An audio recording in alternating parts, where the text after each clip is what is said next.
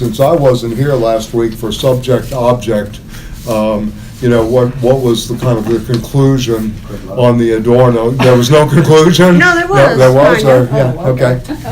Yeah, I don't have my notes, but. Right, okay. But, I mean, kind of the bottom line for Stanley was that it's about a materialist view of history. Mm-hmm.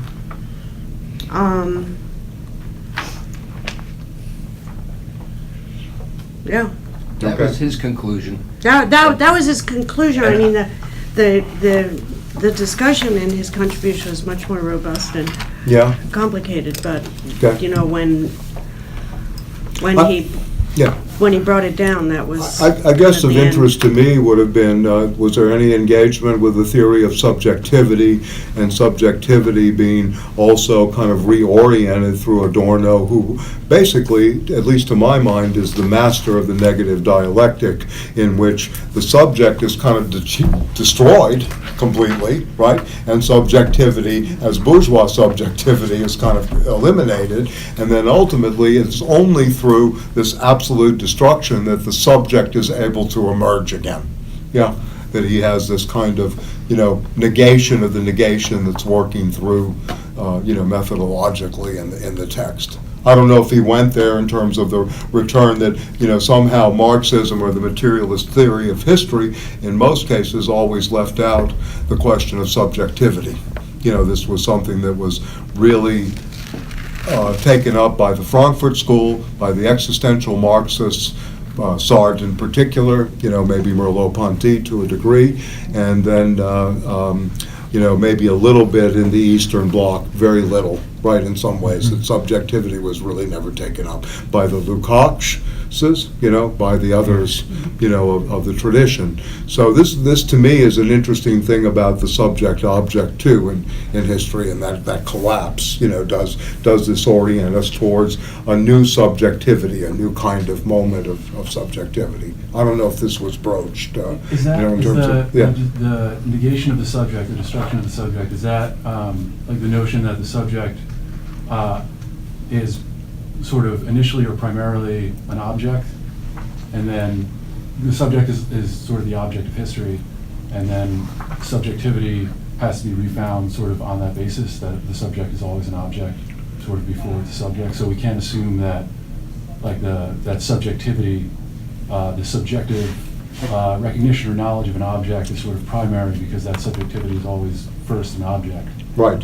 No, it's a good point. I mean, that the objectification project and one becoming the object, which is important, because in some ways to say to yourself, I am the object, is a good starting point in late capitalism, because you are, in a sense. And it's through that moment and that destruction of those things that opens up at least the groundwork for retaining or at least recapturing some subjectivity. Yeah. But I think what Adorno's really trying to go against here, and this is more comprehensive to all of his work, that he's trying to go against this notion of the givens of our subjectivity, ethnic background, race, all these things. It's really to try to penetrate that kind of thinking into a kind of new sense of the subject in history, right? And this is the materialism that he's, I think, trying to engage. Yes, yeah. I don't know that I can say this, but during if I can formulate it, but during the week I got a new appreciation of Adorno that I didn't have last week when we were talking about this text, and I was thinking about what I think Sartre's position was, that over against René Descartes, that the I that says I think is not the same as the I that says I am. And I was thinking that the argument being made by Adorno is that, okay, we can easily be transformed into objects by technology, by things out there. Tools can transform us from subjects into objects. And I was thinking along mystical lines that mystics would say, okay, our bodies are tools, our minds are tools that can transform us also into identification with that body. When we're sick, okay, we are sick, when really we're not. There's a watcher there that says, you are not sick, your body is sick. That tool is disabled at the moment, But the I that says I am, the watcher, is not sick, and is never sick, and is never without life. Anyway, is that foreign to this kind of discussion that we're Well, I having think here? to be you know, I mean, somewhat philosophical about it, I mean, is that the destruction of the Cartesian cogito is certainly one of Adorno's main things going on Yes, here. yes. How do we get into this position of, you know, the I and the I am that you talk about that reflects on the object world, right? Yes. That actually is reflected back to the I, that becomes a self-reflective I in this case. Adorno's trying to go against this kind of principle of reflection, you know, that is dominant in Western, you know, thought, Yeah. and also the entire scientific project. If this makes, you know, Yes. yeah. So he's really trying to destroy this. This is also certainly in Heidegger as well. This is a moment both of hermeneutic phenomenology and, you know, the Frankfurt School, particularly Adorno and Horkheimer, what they're trying to do. So within this, that you become I am the object, right, is really the historical part here. For Descartes, it's really a grounding, again, of the sciences and the I think. This becomes the institution of Western metaphysics and Western thought, which I don't think we've exceeded personally. I mean, I think technology is still completely indebted to the 17th century in terms of probability theory, Cartesian metaphysics, and all of this, because of its overarching domination of nature, that there's nothing in nature that we can't dominate, according to Descartes. But he's doing this for medical purposes and for purposes of that we can master anything. We have dominion over nature. So this is all part of a projection in Western metaphysics that Adorno is going to go after. And he wants to penetrate, you know, through this, right, I think, you know, and destroy this notion of the object. But at the same time, you must have understanding. So this is where the Kantian Hegelianism, I think, comes through for him. I don't know if Stanley did some work on, you know, subject-object is coming out of Kant and Hegel in a way, that Hegel is the one who builds the subject-object. This becomes a totality in the phenomenology.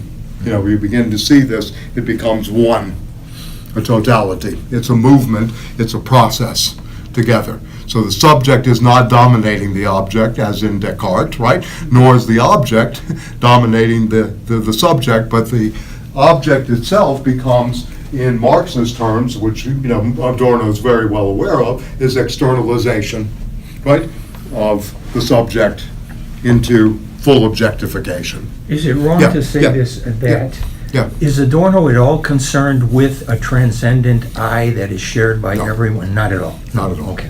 And that's the- Husserl is, but not Adorno. I mean, I'm trying to situate this just a little bit historically.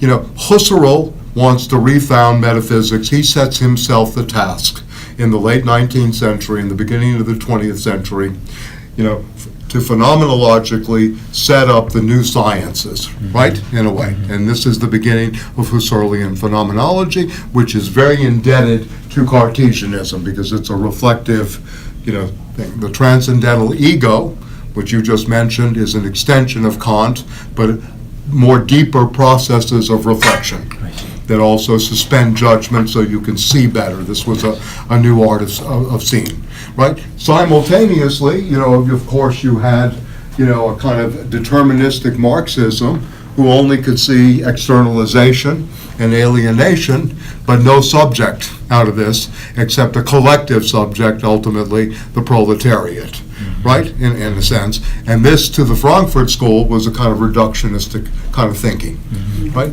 in a way, right, that if you only deal with the processes of alienation, objectification of labor into the product, into the commodity, you end up really in this process of you know, being only objectified, and it becomes a deterministic framework, right? So this is being, you know, taken upon, Adorno takes this upon himself, even though he's not an existentialist, where he says, you know, the I am is the starting point, or in Sartrean language, existence precedes essence. For Adorno, it's going through this process of undoing the subject itself, right? Undoing the subject that dominates the object, right? Undoing it to the point of where we begin to produce a new kind of subjectivity that no longer understands itself only as objectification, even though that's the historical part. That's the materialist part of it, but to get to a materialist psychology, if you will, or to a materialist self is really where he's trying to go here, right? In a way, right?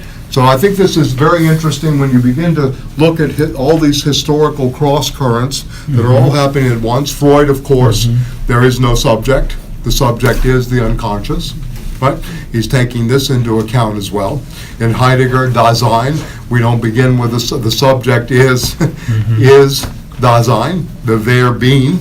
It's not, you as subject, me as subject, Phil as subject, etc., right? It's something else, right? Something else, right? That's really going on. So I think this is what he's trying to do, and also he's trying to take this dualism that exists, right, and make it into a whole so that we can move forward, to have this new subjectivity. Even though he doesn't give you principles for this, he gives something else, right, in that regard. Okay. For those of you who came in, wherever you'd like, just on my side here is good. Yeah, so Stanley has a stomach virus, so he gave me, as I mentioned, about 40-minute notice. So. Yeah, right. It's plenty Thanks, for me. Stanley. Yeah. Thanks a lot, buddy. Yeah. So I don't know if that helps. I mean, in a way, I'm trying have a to question. situate it historically. Yeah, Beth, I'm sorry. Yeah. Could you maybe backtrack and, maybe this is well understood by others, but explain how the collective subject of, if vulgar Marxism defines the collective subject as a proletariat, and Frankfurt School rejects it as reductive, I'm not sure I understand that. Okay. Well, I think they want to stay away from the very simple, dynamic of, that somehow it's the collective subject that will overthrow capitalism, right, by itself, right? What they're really trying to say is you have to build a culture alongside of this. This is really, I think, where they're going, in a sense. It's not really just the economic takeover. Later today we'll do the Gotha program. This is the great critique of Marx, I think, in the Gotha program. We'll do this, the 1875, letter on the Gotha program. That, it's not only about the economic takeover. So what they're really trying to avoid here is economic reductionism. But then what about, Marx talks about the superstructure. Well, they're looking at relations, yes.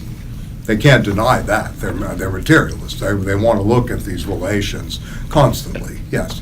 But they're looking at how, the other groups, if you will, right, and critical of this, that become only the economic aspects of Marxism, only the economic determinism. This is a real fight in the Frankfurt School against, even though they have, Marcuse would begin lectures, of course we presuppose political economy.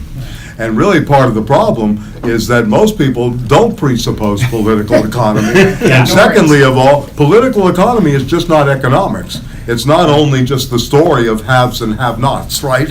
Or, these kind of moments. A much more complicated thing. Yeah, please. Just in that vein, Yeah, sure. if I want to try saying in my words, Yeah, sure. part of what you just said, see if I'm right. Yeah. To say that the subject, I forget how you worded it, by itself won't. The collective subject. I'm really going, to put it in other kind of terms, the universalization of the proletariat as agent of history by and for itself. Right. Only, So- right? This is really what they seem to go against as a universal subject of history, Okay. because they want to add to this the cultural Culture. element. So- And this has always been a problem with the proletariat, that culture has not been built. So to- With all due respect to Woody Guthrie and, Right, Mike despite Gold their and efforts. others. Yes, yeah. But so to simplify, would it be appropriate to say what that translates as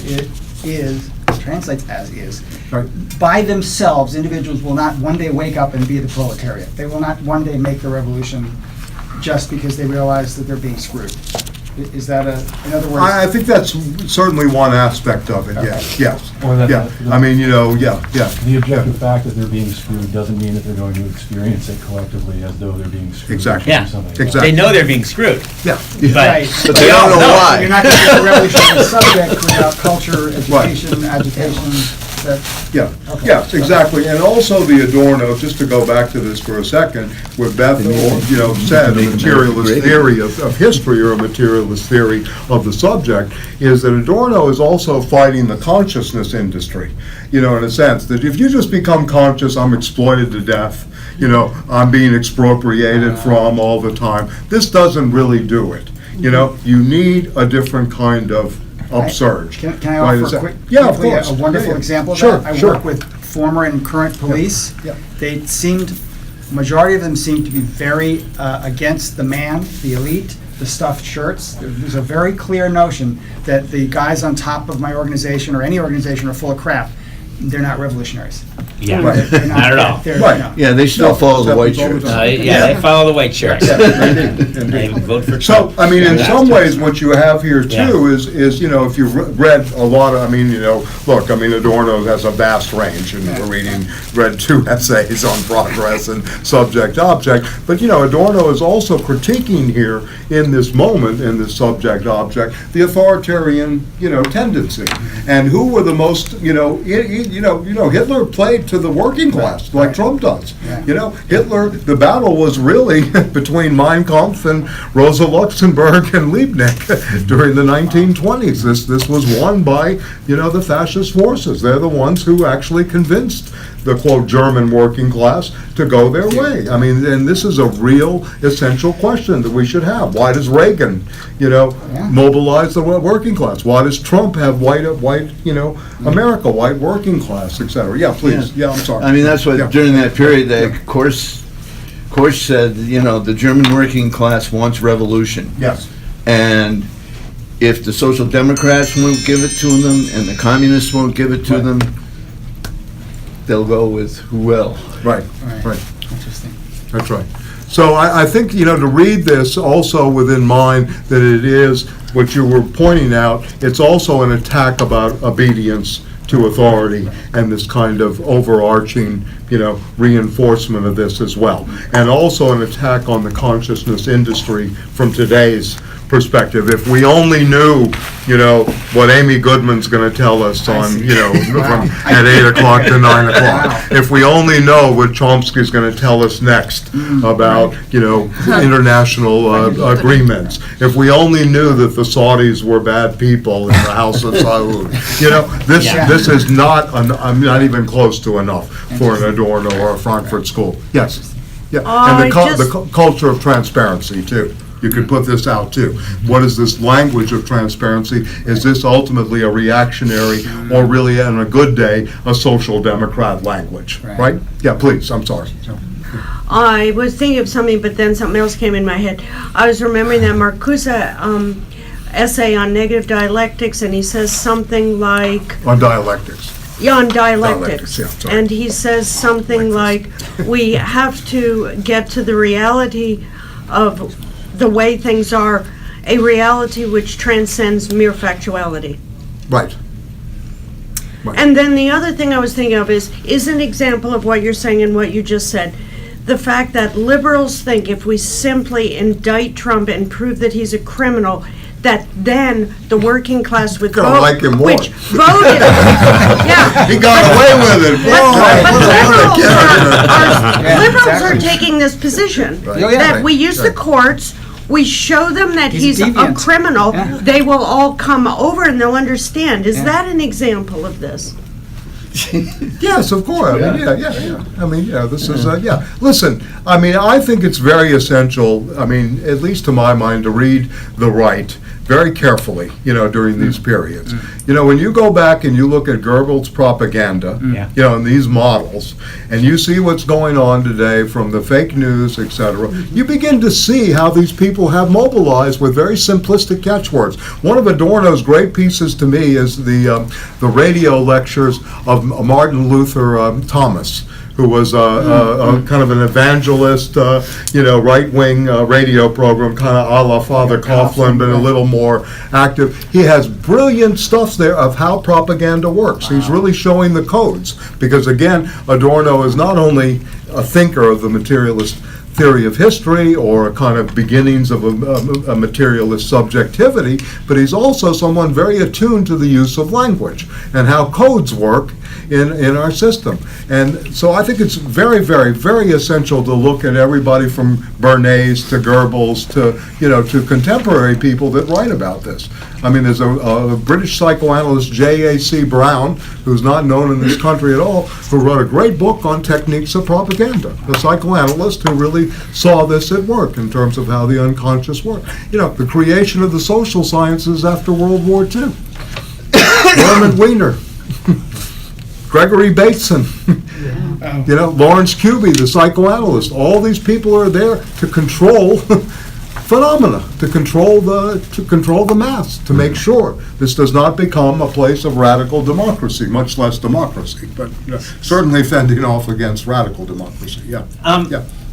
But reading this essay, one of the things I didn't bring it with me, I'm sorry. Oh, you're reading Benjamin, okay. Yeah. Okay, I was speaking before you came in to what was done with Adorno last week, because I wasn't here just to kind of That's a good idea, though. That's what I emailed you, just to go over and reflect on the week Horismos, by the way, means separation. Okay. It's a dialectic in Plato between the chora, the receptacle that separates, and participation.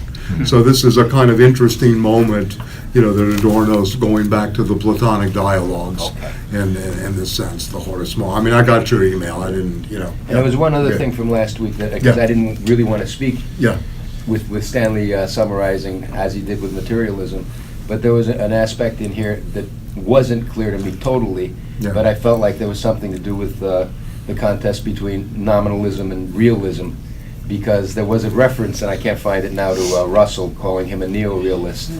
And so there were those categories that we really didn't explore last week. And the importance, or as he sums it up, like what he was talking about in terms of nominalism coming in. Tell me just a little bit more. I mean, I think I don't have the essay with me, so. It was the summary at the end where he says that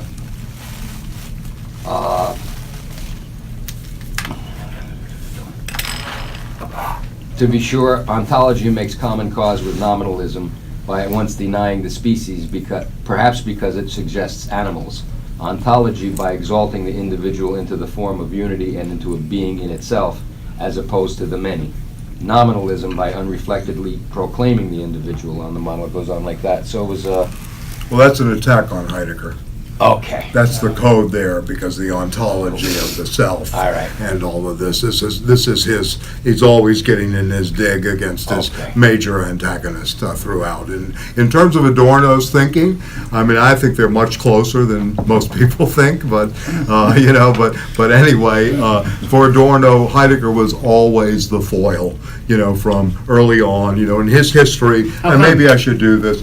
Well, he found Heidegger to be, again, an ontologist, right, of the subject, and that's different than being a materialist of the subject, and that Heidegger somehow, his notion of history is, skewed because of its destinal, epochal kind of thinking of history rather than grounded in, materialist, practice, right, in some ways. Also, the jargon, look, in Adorno's career, it's important to know, he wrote a book called The Jargon of Authenticity. This is a prolemagama to the negative dialectics.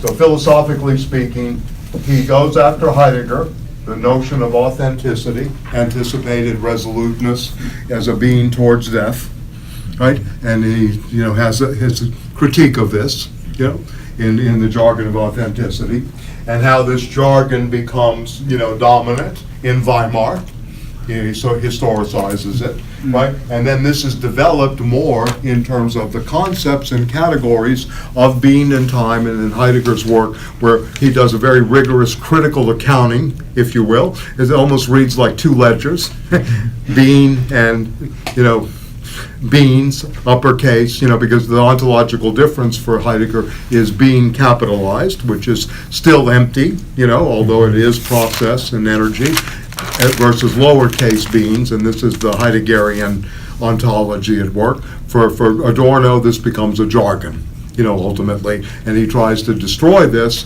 in the negative dialectics. The negative dialectics is really this ongoing,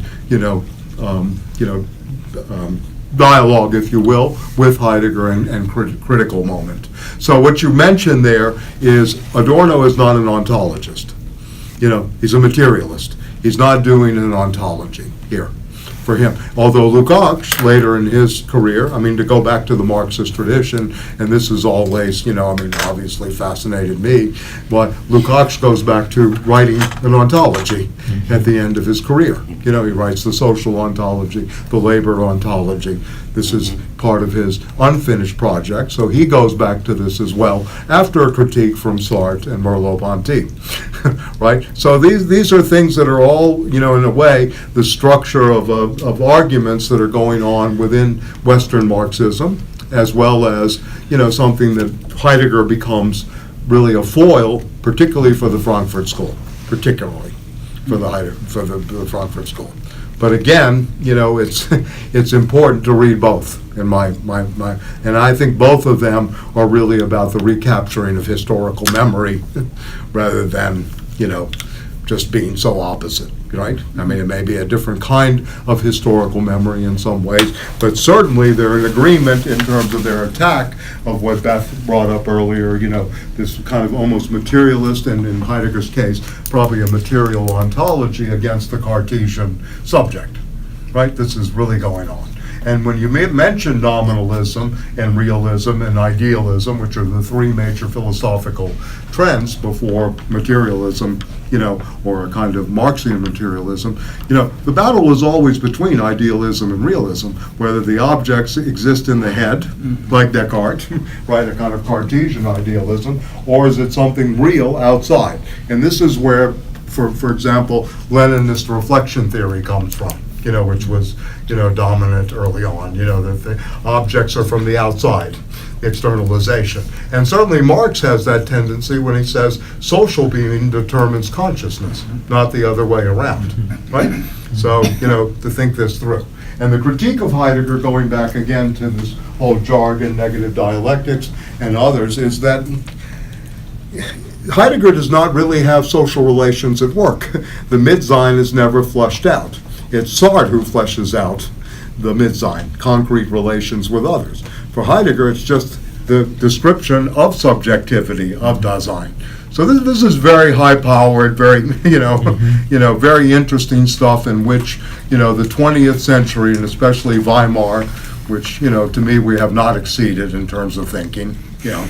Maybe, in terms of Silicon Valley type of thinking, but certainly not fundamental thinking has not exceeded, the 1920s, and then the extensions from that, which would include post-World War II philosophy and, the Derridian moment, Foucault, all of these people are still very connected to, the fundamental breakthroughs of the 1920s, philosophically.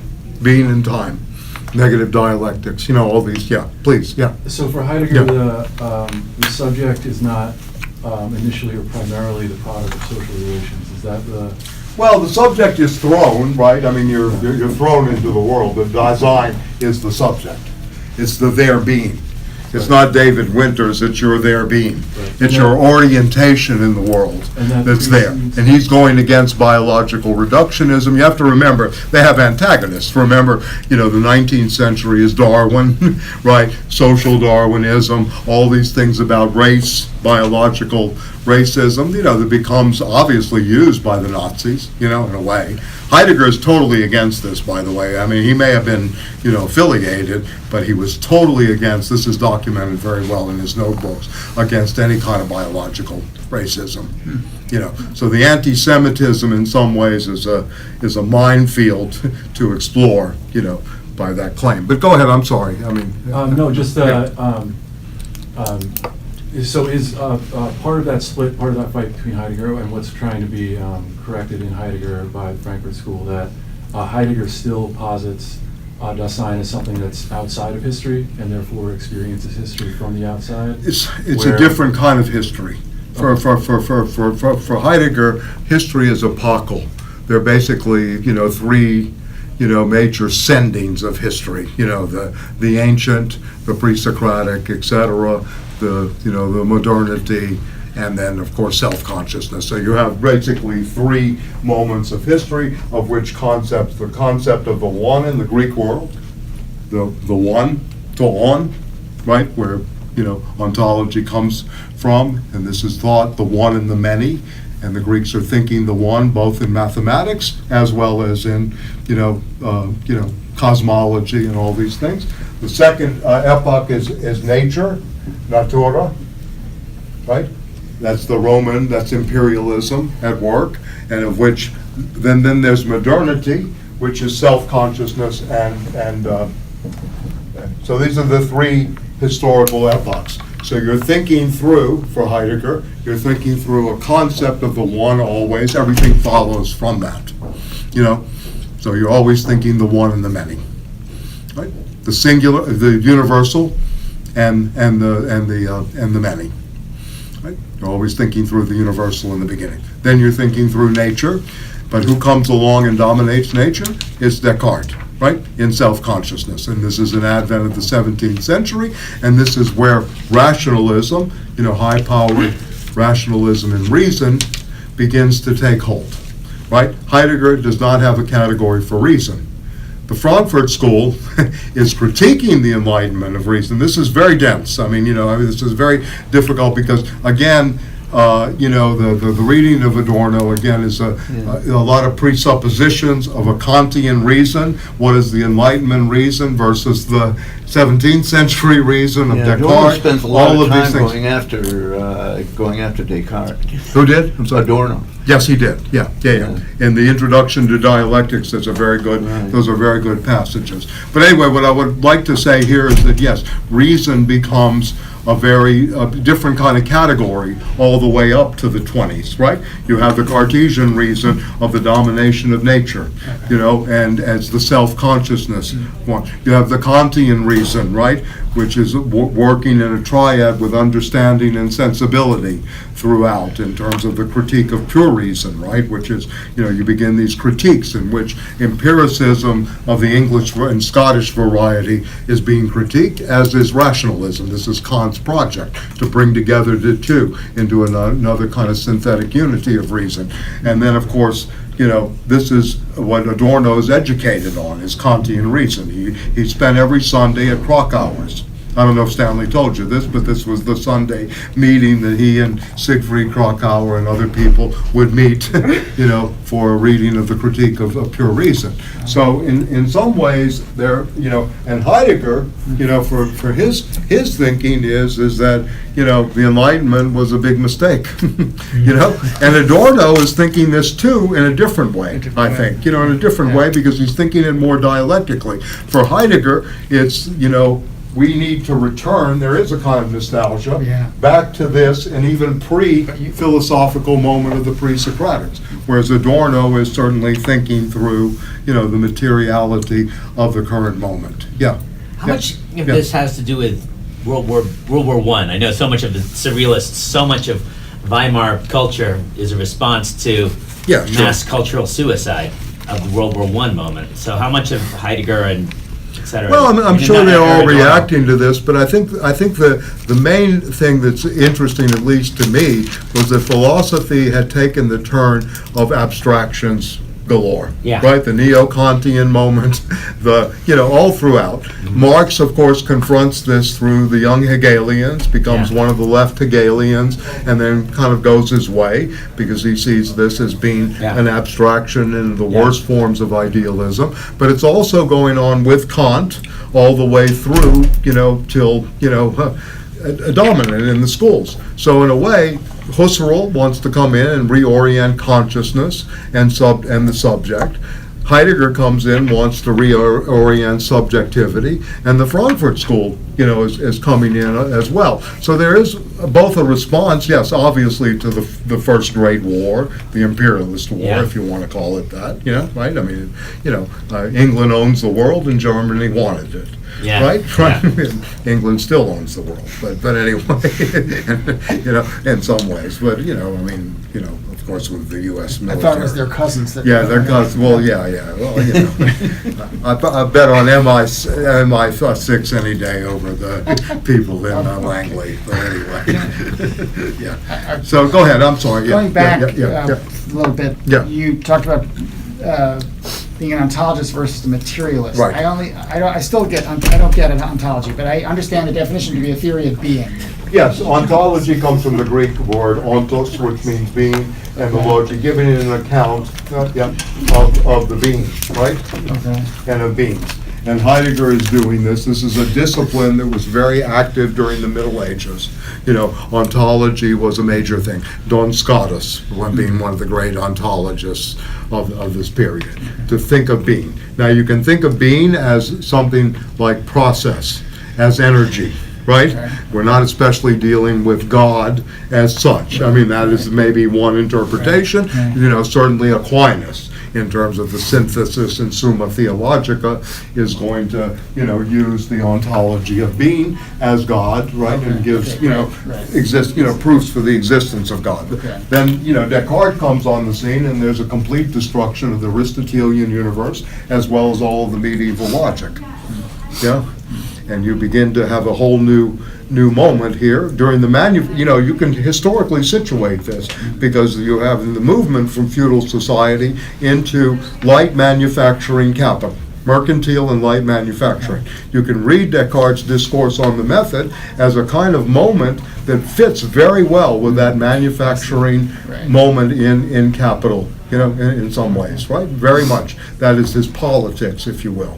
So, because he's going to talk about, he reduces logic to 4 sufficient rules. It must be self-evident, and certain, right? You divide the whole into parts in order to solve the whole better, right? You have all these moments. practical. Yeah, he has a very practical attempt in terms of this reduction of the rules of method. So this becomes the scientific method, and you have, again, Francis Bacon, right, is also the scientific method, and this, again, the Frankfurt School begins there. This is Horkheimer's moment, right? I know we're not reading Horkheimer, but Horkheimer wants to start with a critique of the scientific project. And the Frankfurt School and Heidegger both have this in common. Right? Scientific rationality, right? And the domination, the mathematization of nature is an enemy. And positivism. Yes, and positivism comes out of this later, yes. Oh, okay. And if you're talking about one, there are multiple forms, but the Comte positivism, which is Right. very dominant in France, and then, yes, of course, logical positivism, of whom a lot of the people were Communist Party members, Really? by the way. The Vienna Circle, a Really? lot of these people were CP members, Huh. very politically Wow. engaged on the left. Huh. Yeah, very engaged. So anyway, I don't know, I'm very broad strokes here, but the ontology is something that really played out. There's no question about the theological overtones and undertones in Heidegger's work. Right. But ultimately, if you get beyond that, you can, I think, begin to see this as energy and as process rather than, is this really a discourse, again, about the proof for the existence of God? Because Heidegger's not offering real proofs. Right. He's offering an unfolding logic, And his method is about unconcealing and, concealing. That is his moment, right? The opening and closing of phenomena, whereas the dialectic is a very different thing. Heidegger is a non-kind of dialectical and maybe at times dialectical thinker. So again, you're dealing with battles of method, right?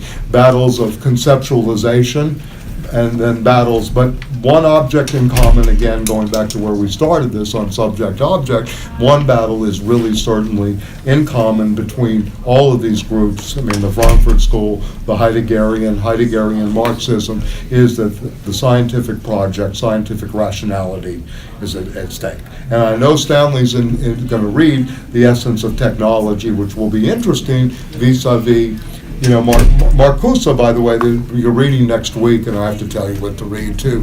Marcuse, you know, worked with Heidegger, and the reason he worked with Heidegger is he wanted to synthesize, if you will, subjectivity with the discovery of Marx's economic and philosophical manuscripts. This was Marcuse's thing. 1932 opened up a whole new Marxism.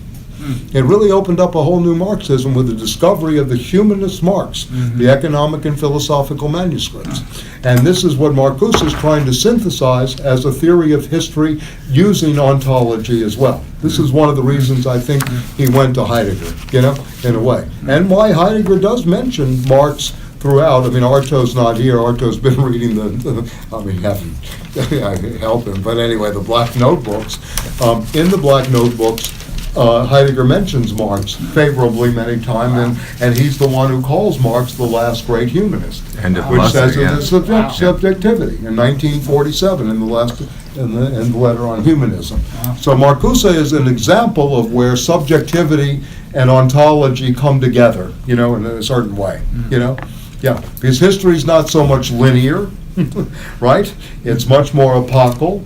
It has much more of a, you know, open-ended basis to it, rather than being, you know, carefully done chronologically, this or that, by dating. All of these are secondary phenomena to a Heidegger who's going to do this through anchoring points of concepts, yeah, and in Adorno's case, through a negative dialectic that is showing, you know, where that moment is happening, you know, in terms of change and transformation. You know, really looking at this. So I don't know. I don't know if this helps. I mean, I'm trying to, you know, just give you some bit of the background here. Reason is an antagonist both to Heidegger multiply. I mean, this is why Lukács calls him a philosopher of the irrational, which I think is a very reductive term in the destruction of reason. But at the same time, you know, Adorno, Horkheimer, they divide reason into types of reason. And most of you know there's instrumental reason, which is almost a practice of everyday life here, right? In a sense, right? Which is a kind of, you know, focusing on means. Right. And in the Kantian sense, you have pure reason, right? That, you know, you're going to suspend and you're going to get back to this pure reason, you know, which actually has political resonations. What is the French Revolution about? You know, and if you read Hegel's Phenomenology, it becomes, you know, Robespierre is the chapter on reason in the Phenomenology. It's Robespierre, you know, where supreme reason is ruling in terms of the rights of man, you know, and the revolutionary practice. So the bourgeoisie, in a way, their revolution, right, in the French Revolution, is really speaking the language of supreme reason here, politically. At the same time, Kant has practical reason, which is, you know, part of the political reason, right, et cetera. And then a book, and maybe this is a nice transition into Benjamin, his great book on aesthetics, you know, which is the third critique, the critique of judgment. How do we make judgments about art, you know, et cetera? How do we judge things to be beautiful, ugly, or sublime? And how do we do this in mathematics, in the mathematical, and also in the you know, in terms of the works of art and music. So really, this is one of his great books that should be studied. Kant's book, of which Benjamin, you know, reads very actively. Benjamin's history is to be traced back to this in some ways. So I don't know. Any more thoughts? I'll go on to the Benjamin. I know you have. Yeah. I mean, I'll just point out one thing. To me, there are four great books in the history of, four things worth reading in the history of aesthetics, you know, if you don't have a lot of time. One, of course, is Plato's Republic, the chapter 3 and chapter 10, book 3 and 10, on mimesis, on, you know, representation, on mimesis, imitation, and, you know, and practice. This is in Plato, you know, the early attempt to look at mimesis. This is actually revised a bit by Aristotle in the Poetics, Yeah, in the first book of the Poetics, the Mimesis.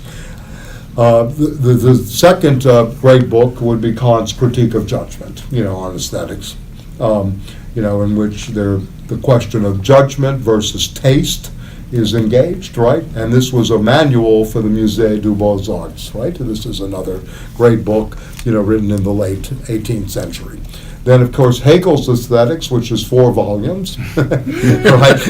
And I haven't read all 4 volumes, but I have read some of it, right? Especially on the form novels, yeah, etc. And then I think also we need to read both Benjamin, The Work of Art, and the Age of, and the real better working title for this is The Work of Art in the Age of Technical Reproducibility. This is a much better translation of the German. The work of art, the Kunstwerk, in the age of technique, reproducibility, not reproduction as such, right? So we're going to have to substitute terms somewhat looking at this. And this alongside Heidegger's The Origin, der Ursprung of the Kunstwerk, the origin of the work of art. Yeah, this to me are the fundamental text to kind of read, vis-a-vis. So you got to a fifth there with Heidegger, right? Well, yeah, but I mean alongside. Right. Okay, As part of the same period. Okay. Yeah, the other ones are, German Enlightenment, Kant, 2 from the ancients together, and then of course, the modern, attempts here. And of course you can look at people like, but I think they're a step below in terms of the. Or whatever. They're not as thought-provoking. The Meyer Shapiro, who's an exceptionally good Marxist historian of art. Exceptionally good. In a way. Of course, Merleau-Ponty's great phenomenological studies of Cézanne and universal doubt as a method, skepticism. Yeah, very, very beautiful piece as well. Yeah, but what Benjamin is doing, he's really trying to set up a materialist theory of art here. Yeah, and Adorno's aesthetic theory could be read along this, because aesthetic theory in some ways is an attempt to elaborate on this. Which is a later work of Adorno, which is highly indebted to Beckett. Highly indebted to Beckett. Beckett and Adorno had a very strong relationship through letters and through personal contact together, Samuel Beckett and Adorno. So Adorno was a very deep thinker. He was an atheist, but he was a very deep thinker in this sense. It wasn't just a simple, denial of these things. Very, very deep in this way, especially. And if you want a great literary piece to read, his essay on Beckett's Endgame is one of the most magnificent attempts to look at, where we are linguistically and in terms of our, what I would call stasis in motion. Right. We're static, we're really not moving, but we think we're moving in some ways. And he's very good at this with an analysis of Ham and Clove, and Nell and Nag and Endgame in the play. So a very beautiful piece, and his notes on literature and Adorno. Yeah. So anyway, but to go on to. First of all, I should tell you what you should read for next week, since I have it in front of me. He wants you to read Eros and Civilization, A Philosophical Inquiry into Freud by Marcuse, Beacon Press. I suggest using the 1966 edition because the political preface is very good there. Yeah, and it has both the preface for 55 and then again 66. Not only nuclear war hovering over us in the 50s, but in the 60s, the political struggle. And he talks about the political struggle as a struggle for Eros. It's a very beautiful preface for the time. And Stanley wants you to read part 1 all the way through section 4, which ends with the dialectic of civilization. So this is pages 11 through 105. And I just want to add, during the same period, Marcuse's friend and colleague at the OSS, they both worked in the OSS, Norman O'Brien wrote a brilliant meditation on Freud as well called Life Against Death, which is a more Protestant look, but it's a very beautifully articulated book, Life Against Death, the psychoanalytic meaning of history. And I think it's a very good companion piece to Eros and Civilization to kind of see how some of the so-called sexual revolution, with all due respect to Reich, goes on in the 60s. Yeah. So So this is interesting. I mean, I'm sure Stanley will speak a lot about Wilhelm Reich vis-a-vis Marcuse, because in some ways, the sophisticated version extension, and again, I'm trying to think this through in terms of a long history of commentary. The sophisticated version of Eros and Civilization and Life Against Death is Deleuze and Guattari's Anti-Oedipus. This is Capitalism and Schizophrenia, which I still think to be, a book worth studying, even though it's dated, as is et cetera, a book that really needs some kind of study, in some ways. What I think it misses is care. One of the reasons I'm interested in Heidegger, because at the foundation of Heideggerian ontology is Zorge, or care, and care of the self, that Michel Foucault takes up and others. So, but anyway, this will be very interesting, to look at Eros and Civilization. And Marcuse is doing a very meta work here with and the section. I mean, you can go ahead and read it, but I think he's going to try to orient it up to dialectics. The philosophical interlude, which moves to the second part, is an interlude with Hegel, Aristotle, and Nietzsche. There's about 22 pages there of an interlude after the dialectic. So that's after next week? That's for next week. Yeah, the philosophical interlude will be the following week, right. And then you would go into the second part. Yeah, I mean, part two. Yeah, it's divided into two parts. And the first part, it's really on the ontology of the ontogenic and the phylogenetic, moments of civilization. Yeah, in many ways. So that'll be interesting. Wings of Desire is playing at the Film Forum. So. Wings of Desire is One of the best movies ever. Yeah, you like it, huh? Yeah. You like that scene in the library? Bruno Peter Gantz. Falk. Peter Falk is my hero. What? I smoke and talk with Peter Falk all the time. I mean, he may not be there, Oh, but, yeah. He's the He was good, yeah. yeah, he's still, Yeah. Well, when I was reading this, I Okay, was thinking. all right, so let's go on to I mean, work of art, Look, yeah. it's like a montage, like Yeah. a Kurt Schwitter's photo montage. I love all of the pictures that come to mind. There's a lot of sentences, and I'm like, this is not my first time around this rodeo, but I'm like, I'm not totally Then you will have to put the rodeo in the arcade I'm not project totally now. getting where he's Right. going. Like the first paragraph, the first two paragraphs, I'm like, I got it. Right. I totally got it. But by the end of the third page, I'm like, I don't got it. I really don't. I really like Blazing Saddles. I don't have it. Like I'm trying to have it. But You going from Peter Falk to Mel Brooks? I mean, I just really don't have it. And I was trying to have it, and there's sentences I had, and I think they're beautiful sentences about walking and being a flaneur and and art in the aura. But so anyway, I just wanted to see from the first paragraph to the first 2 or 3 pages. Okay. By the time you get to lithography, I was like, and so there are some sentences that I specifically that I didn't get, particularly 220 and 221, but I was wondering if we could do just a reading for a minute, some of it. I don't know, like the first few paragraphs.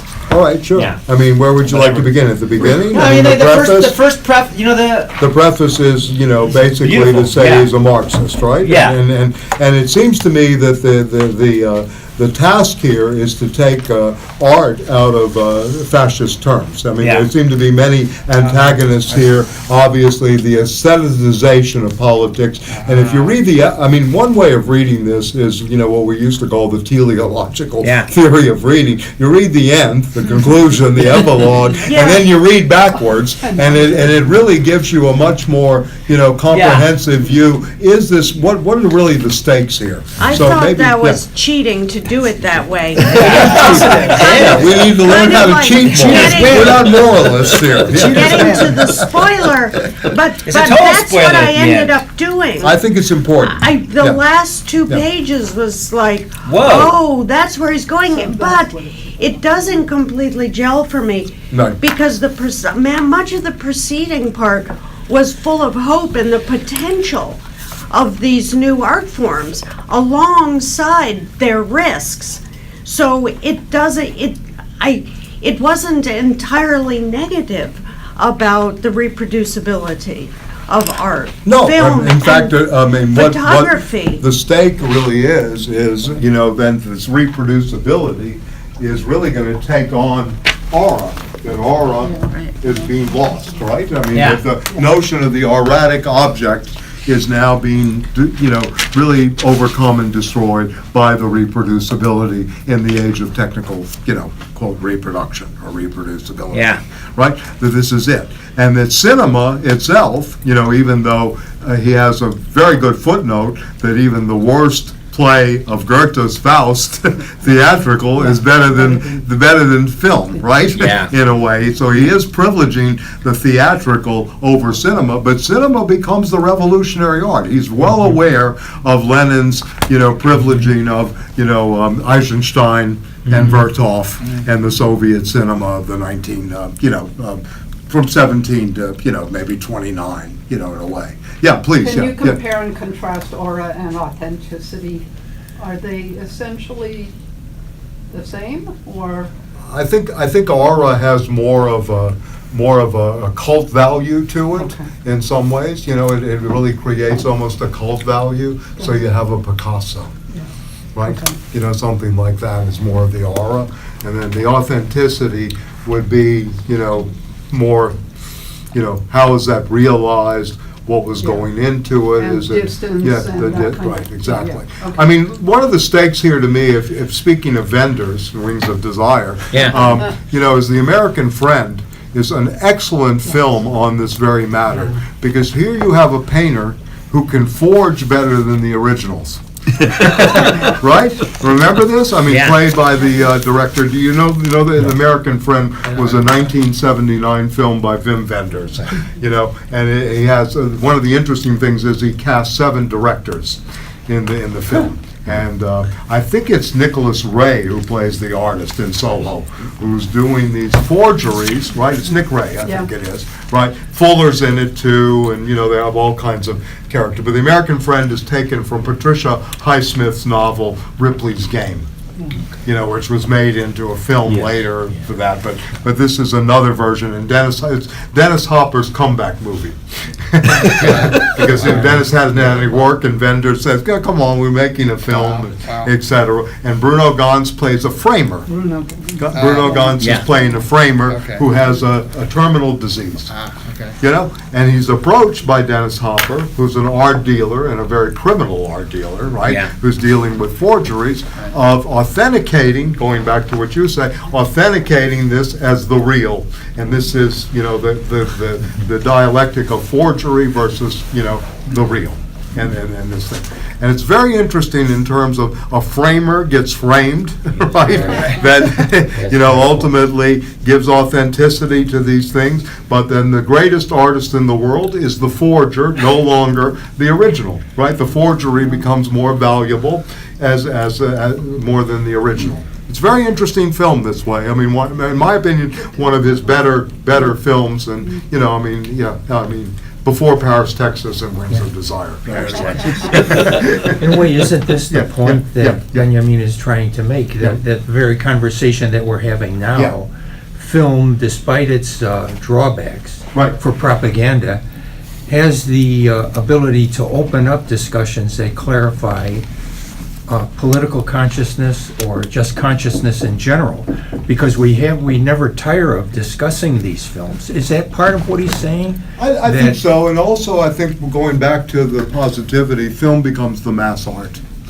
In a way, and film is the revolutionary potential to reach, but you have to remember who appropriated film very successfully for political purposes. Leni Riefenstahl. Yeah. I mean, think about, The Triumph of the Will has much more of an audience during this period than October 1917. So he's very aware of that in his warning against that, but then he says at the end, this has tremendous potential for raising revolutionary consciousness. Yes. Birth of a Nation. Birth of a Nation, that's what I was trying to think.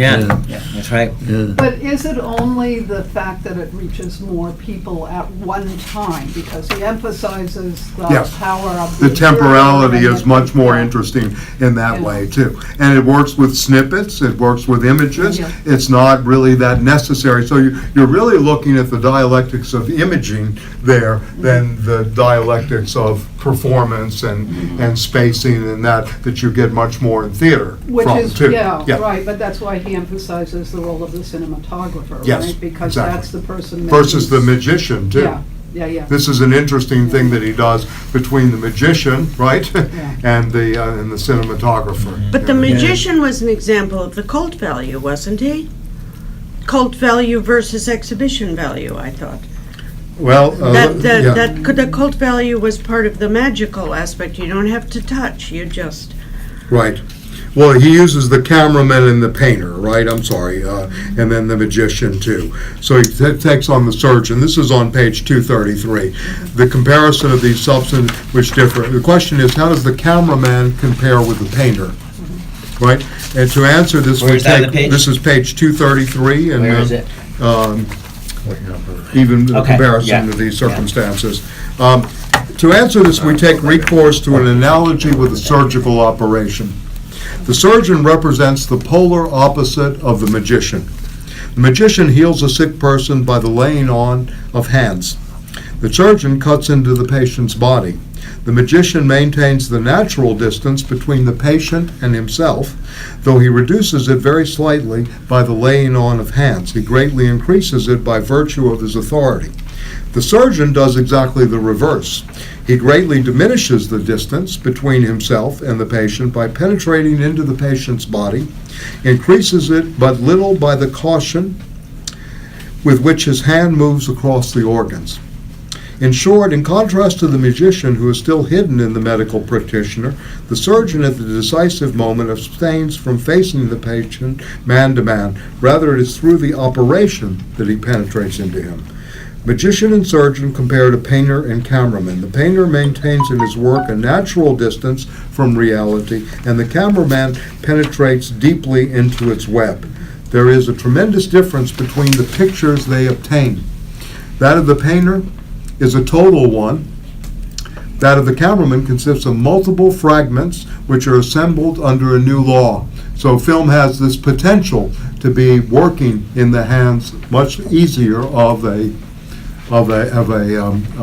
fascist aestheticization, right, etc. Right? Film has much more of that, and look what we get out of Hollywood and all of this. I mean, we're basically living through the transference of Riefenstahl into Terminator, into all these other things, in a way. I mean, even though it's not as good. Riefenstahl was very smart. She was, this was no dummy, and also. Now you've got YouTube videos, Right. constantly. Right.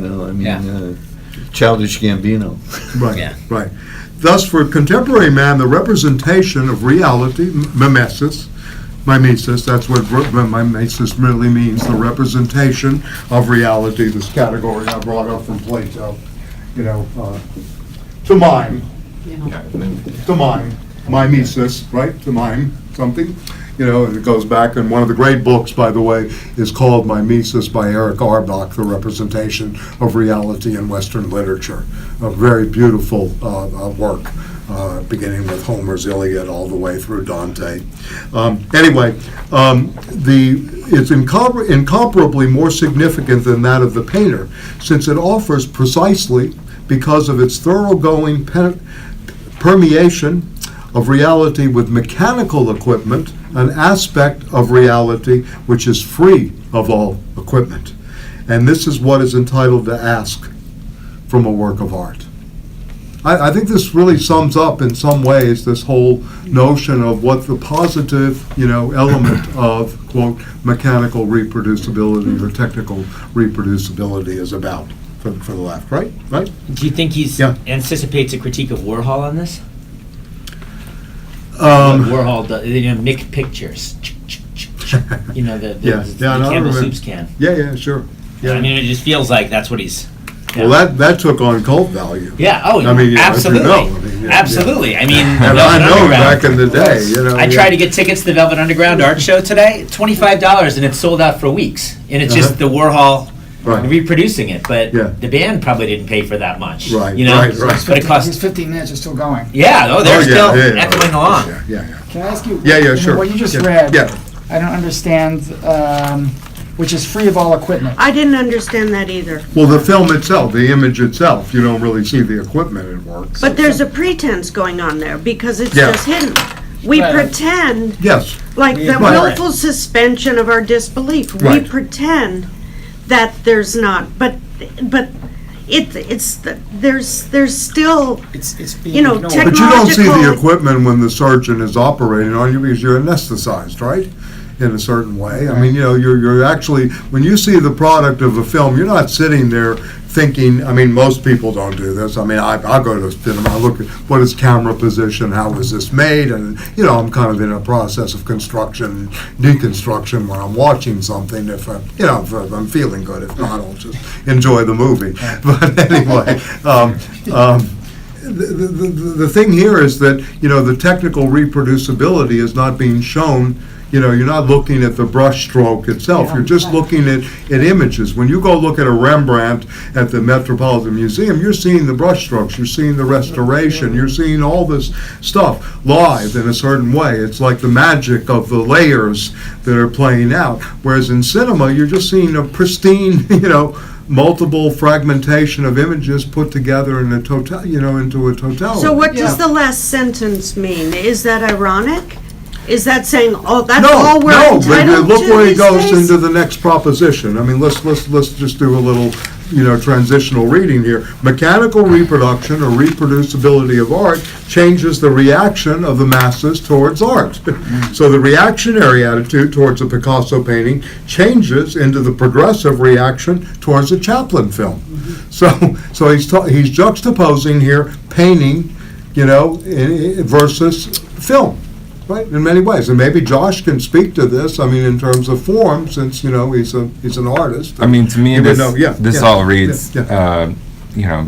Pretty straightforward. Except for, I think you get to a point in film, particularly with Godard, where, in film theory, that's his specific position, is to make cinema as painting, as it relates to painting. Yes. And so I think, after Godard, I mean, this all But changes. he's again talking about mass art. Right, in Yeah. some ways. Yeah. He's also talking about, if you notice some of his references, Abel Gance. Yeah. What is Abel Gance's great film? Napoleon. Abel Gance is a very interesting footnote here.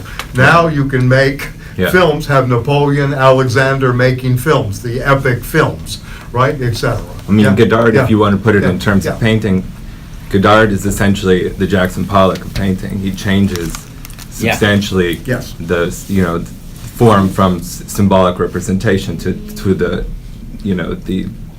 the substance of painting, the paint itself, the gesture, the fundamental sort of parts of the painting that you look at, and that's what gives it that narrative. Godard reduces film to drama. what he, actually did at the Pompidou Center, and based on lectures he gave in Montreal in '79 and '80, the history of sound and image, Right. which is cinema, right? Yeah. This is to him cinema. Which is the Right. opposite of what Benjamin Yeah. says here. Yeah. Exactly. And so what happens then, Well, Godard's a communist to during this Benjamin's period, right? point here? Well, I think it's. It's I also think not that it's, easy to see that necessarily. Most people don't think- see it in Godard immediately when you go there, that you're in a deconstructive process of the entire history of cinema. Yeah. They don't really understand Good this, cigarette. because you need the, well, that's in the early, that's still the Godard of the period before the deconstructive, breathless. Yeah, the new wave, yes, right, in some ways, yeah. But this is going on also in montage, the cinema that makes you think, which is Eisenstein's, theories of montage, especially, early on in Soviet cinema. And then the fourth term of the dialectic, which is the camera to Ziga Vertov.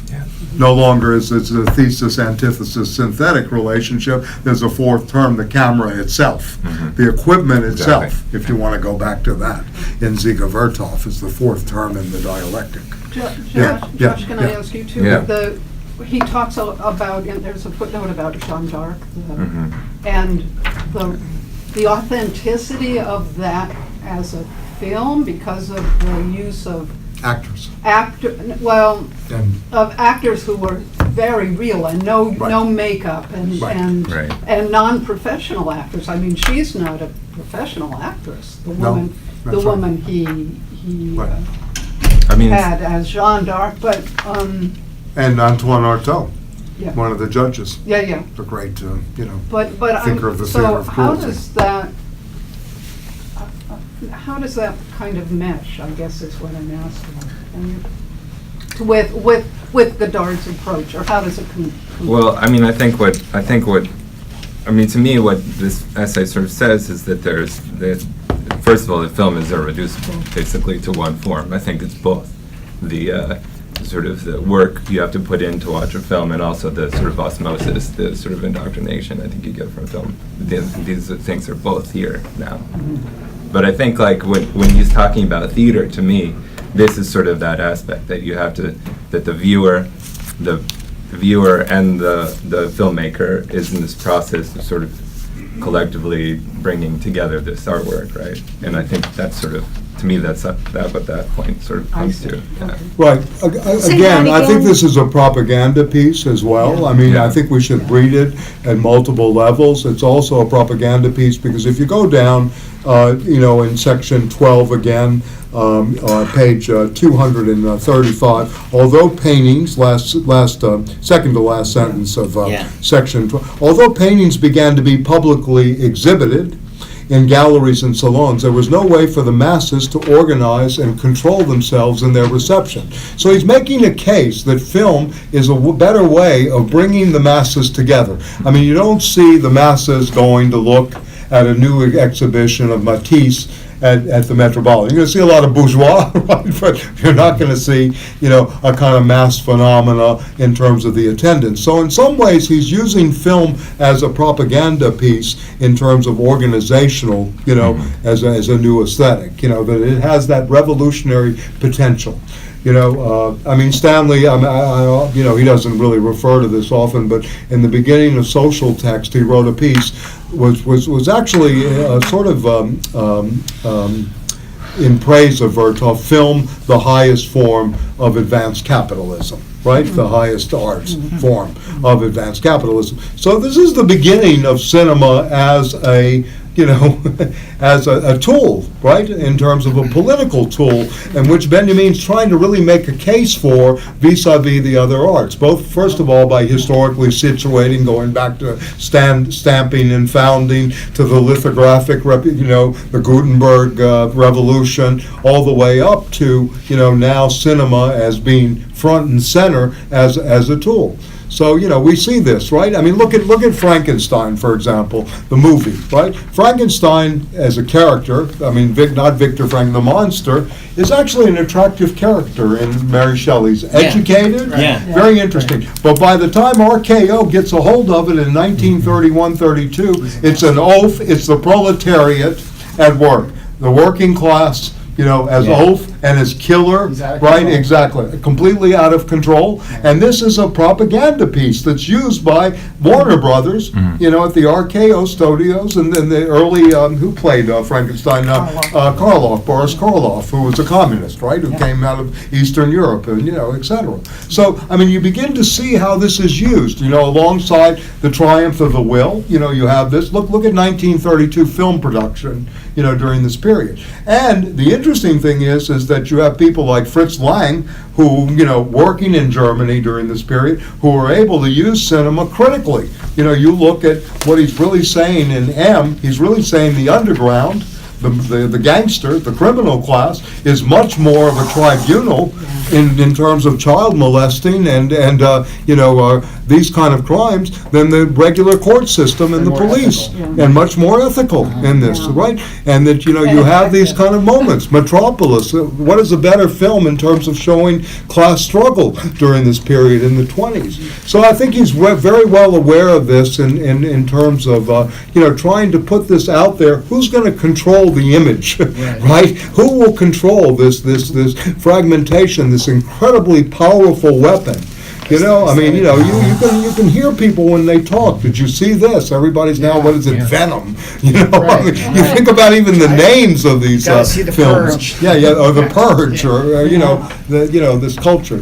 And when I agree with you. The way he writes this, like 241. We're Germans, though. But he's a person that has probably seen Testament of Cabinet of Dr. Mabuza.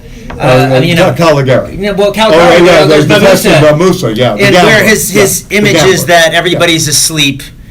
there's the hypnotist, and he's put everybody to sleep. Including the dictation of the new capitalist plan of the Third Reich. So it's all, the masses are asleep, and there's one person who's in jail who's dictating to them to go do horrible things. So it anticipates Nazism in many, many ways. And so, but he says on 241, in second paragraph, all efforts to render politics aesthetic culminate in one thing: war. War set a goal for mass movements on the largest scale while respecting traditional property system. Right. Now, so he's seen revolutionary cinema. He's seen. So Riefenstahl isn't the only cinema.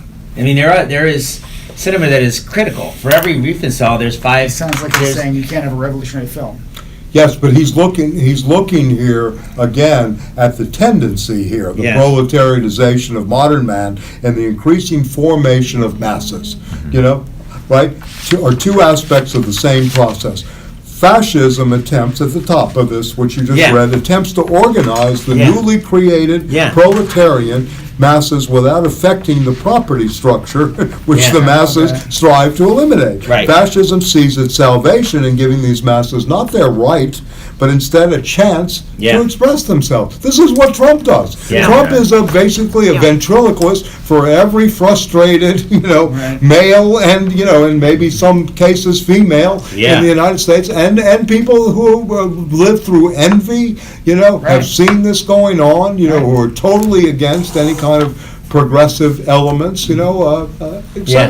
You begin to see this kind of ventriloquist at work. You just put it on It's also stage. Facebook and Yes, Instagram. of course, all going on, all at once. These are the expressions. So he's got it, and look, he has real stakes here. The masses have a right to change property relation. Fascism tries to give them an expression while preserving property. Right? The logical result of fascism is the introduction. This is interesting. The logical result, where we are dialectically, is the introduction of aesthetics into political life.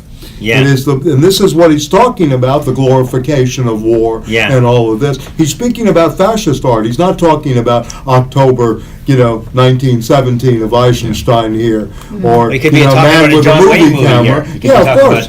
John Wayne, Schwarzenegger, Rocky, whatever, Stallone, all these people. Stalag 17, right, exactly. All of these kind of things. So he's really looking at this and how war itself becomes almost aestheticized. Right?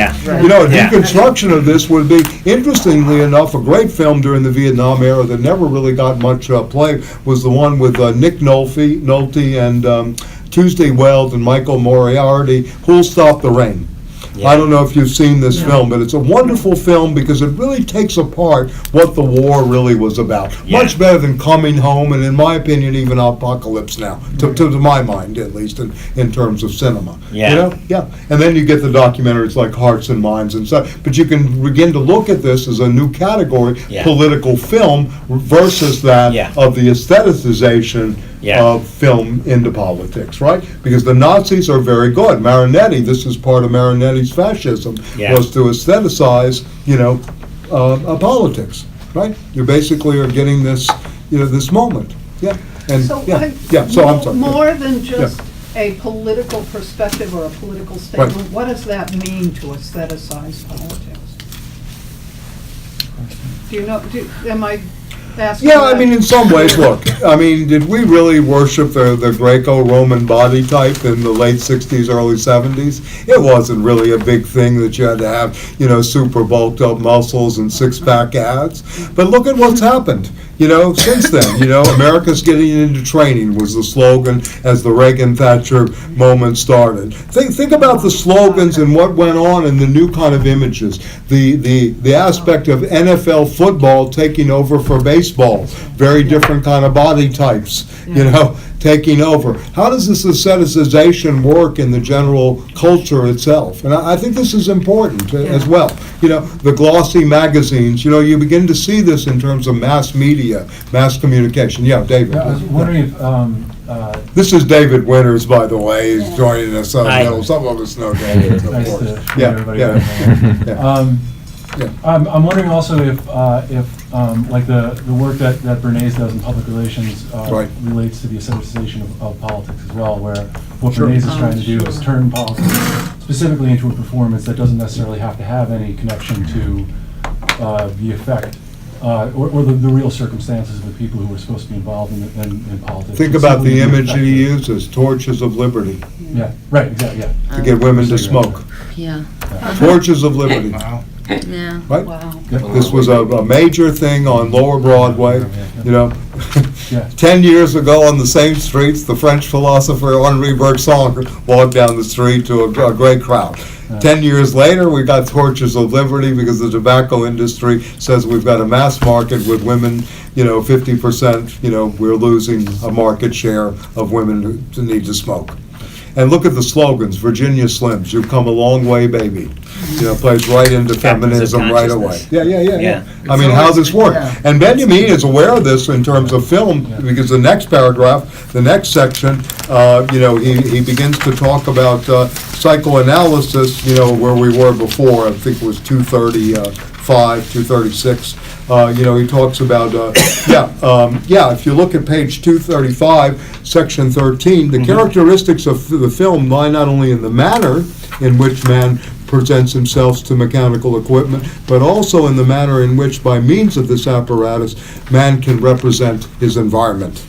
A glance at occupational psychology illustrates the testing capacity of the equipment. Psychoanalysis illustrates it in a different perspective. The film has enriched our field of perception with methods which can be illustrated by that of Freudian theory. 50 years ago, a slip of the tongue passed more or less unnoticed. Only exceptionally may such a slip have revealed dimensions of depth in a conversation which had seemed to be taking its course on the surface. Since the psychopathology of everyday life, things have changed. This book isolated and made analyzable things which had hitherto floated along unnoticed in the broad stream of perception. For the entire spectrum of optical and now also acoustical perception, the film has brought about a similar deepening of apperception. It is not only an obverse of this fact that behavior items shown in a movie can be analyzed much more precisely and from more points of view than those presented on paintings or on the stage. So film is opening up a whole new multi-perspectival moment that we did not have in terms of sitting before a framed object or something like that. As compared with painting, film behavior lends itself more readily to analysis because of its incomparably more precise statements of the situation. In comparison with the stage scene, the film behavior item lends itself more readily to analysis because it can be isolated more easily. The circumstance derives its chief importance for its tendency to promote the mutual penetration of art and science. Actually, of a screen behavior item which is neatly brought out in a certain situation, like a muscle of a body, it is difficult to say which is more fascinating, its artistic value or its value for science, right? Yeah. To demonstrate the identity of the artistic and scientific uses of photography, which hitherto usually were separated, will be one of the revolutionary functions of film. You want to say something? No. Yeah. No, sorry. Okay. No. Okay. So I think this is very significant. You can come in if you want. We're doing Benjamin. I mean, yeah, we won't make you pay extra, Chris. Yeah, what were you say, David? I'm sorry. I had a question about Yeah. through these sections, the relationship between Benjamin's Marxism and his aesthetic theory. Phil. Where what confuses me about these two pages is the way that he speaks favorably about our lack of awareness of the mechanical equipment that's key to the production of the film. Right. And how that ends up revealing things that we couldn't see before. Next to Marx's Capital, where the point is to kind of crack open the commodity and see how it's produced. So it feels like Benjamin is sort of reversing Marx's move in Capital by saying that like the cool part about film is that we don't know how it's produced. We don't see how it's produced, and we don't have any contact with how it's produced as we view Well, it. he's saying the mass doesn't know. Okay. I mean, they know. I mean, again, I want to point out historically that Adorno was very good friends with Fritz Lang. And a lot of these German guys all hung out in Pacific Palisades and knew each other and talked about this. And as you know from a lot of the films during the 30s, there are gems in there about socialist, consciousness, throughout, the 1930s. I mean, the original Scarface is really an indictment. It's not this, I mean, that's a good example, too, of how an aestheticization of the film, right, and of art works with an Al Pacino versus a Paul Muni in an earlier Scarface, how in one it's an indictment of the system, whereas in the other one, if you talk to young people, they're really taken in by this character. Forgot his name. What was it's on TV all the time. But I mean, it becomes a different kind of thing because of the mechanical positioning, camera position, the close-ups, all of these things you have to look at technically. That I think Benjamin's not saying this is a hidden abode of production that I want to reveal. He's just talking about how the mass sees, and then how would this be possible to use, as, quote, a revolutionary moment rather than in the hands of the fascists. I think there's a struggle here. Who will control the image? Right? Who will control the production of images? Right? I think this is what's going on. I hear what you're saying. I mean, I know he doesn't write like Mark. Let's uncover this camera position. Let's. Exactly. I guess I anticipate what Benjamin would say, incorrectly, obviously, that because he's to some degree following Marx, that the revolutionary part of film would be the deconstruction of it, so that the masses would see how film is being made.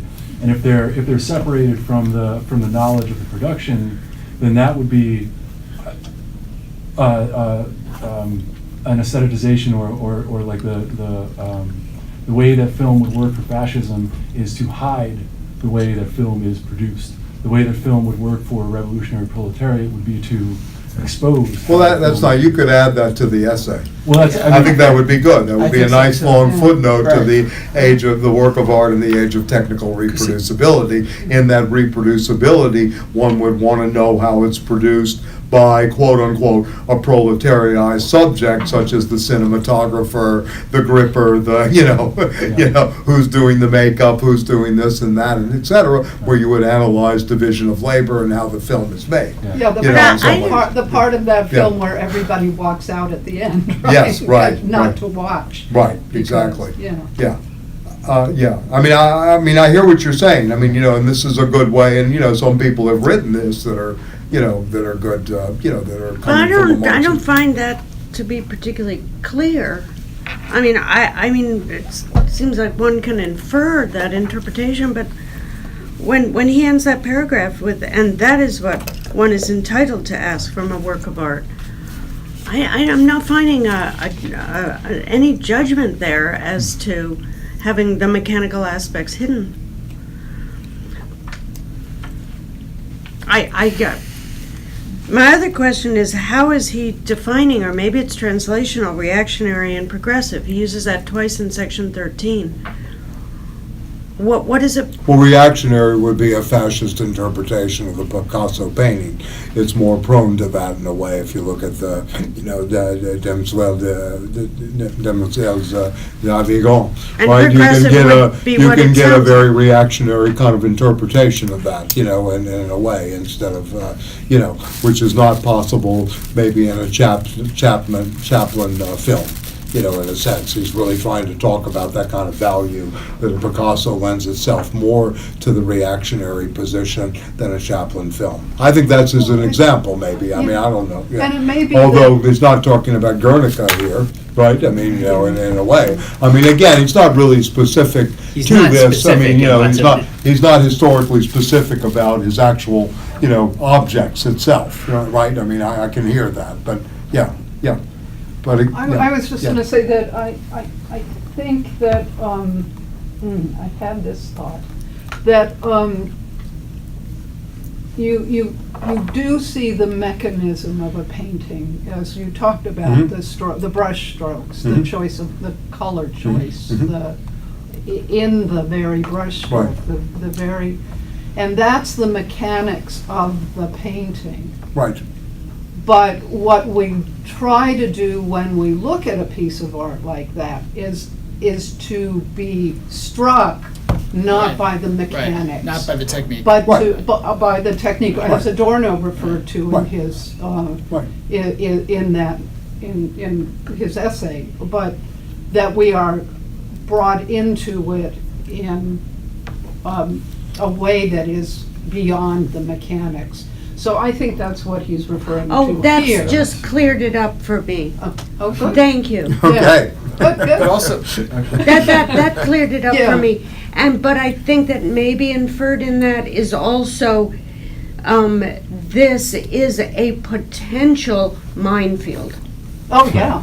Forget it. That can Oh, yeah, he happen. definitely goes It's there. explosive, it could go either way, Yeah. I think, right? But it also allows, and part of that is because it allows for everybody to have, every individual to have an individual interpretation. Right, Which not to- is, right. I think where Benjamin is going is trying to figure out for revolutionaries to Yeah. to to bring together the masses and the kind of reaction. What is the task of the artist, in order to mobilize Yeah. masses towards, Yeah. revolutionary, not only consciousness, but action, Action. in a way, Yeah. right? Yeah, Right? Does a film like Medium Cool do this? Haskell Wexler. Does The Year of the Pig by D'Antonio do this? It was a party member who left the party because they told him how to make art. This was Emile D'Antonio, so. I didn't read a whole lot of it, but I Yeah. get the feeling there's, from the discussion and from reading bits, there's a tension here, though. It feels like sometimes he's saying the new technology of art, and the film and so on, can go either way, can be used for different political purposes. Yeah. But there's a sentence somewhere in the middle where he says, essentially, that what we're doing now is uncritical. The modern aesthetic is uncritical. It's against criticism. It's almost as if, to me, he's saying film by definition will limit people's thinking. Is it fair that he's kind of saying both, or it's not that? Well, I don't think he's clear? making just a claim that film limits people's thinking. I think he's for cinema, again, as a revolutionary work. Look, the manifestos that kind of came out of this in terms of the tradition were the Spinoza manifesto in Cuba for an imperfect cinema, where the cinema and the nouveau cinema in Latin and South America.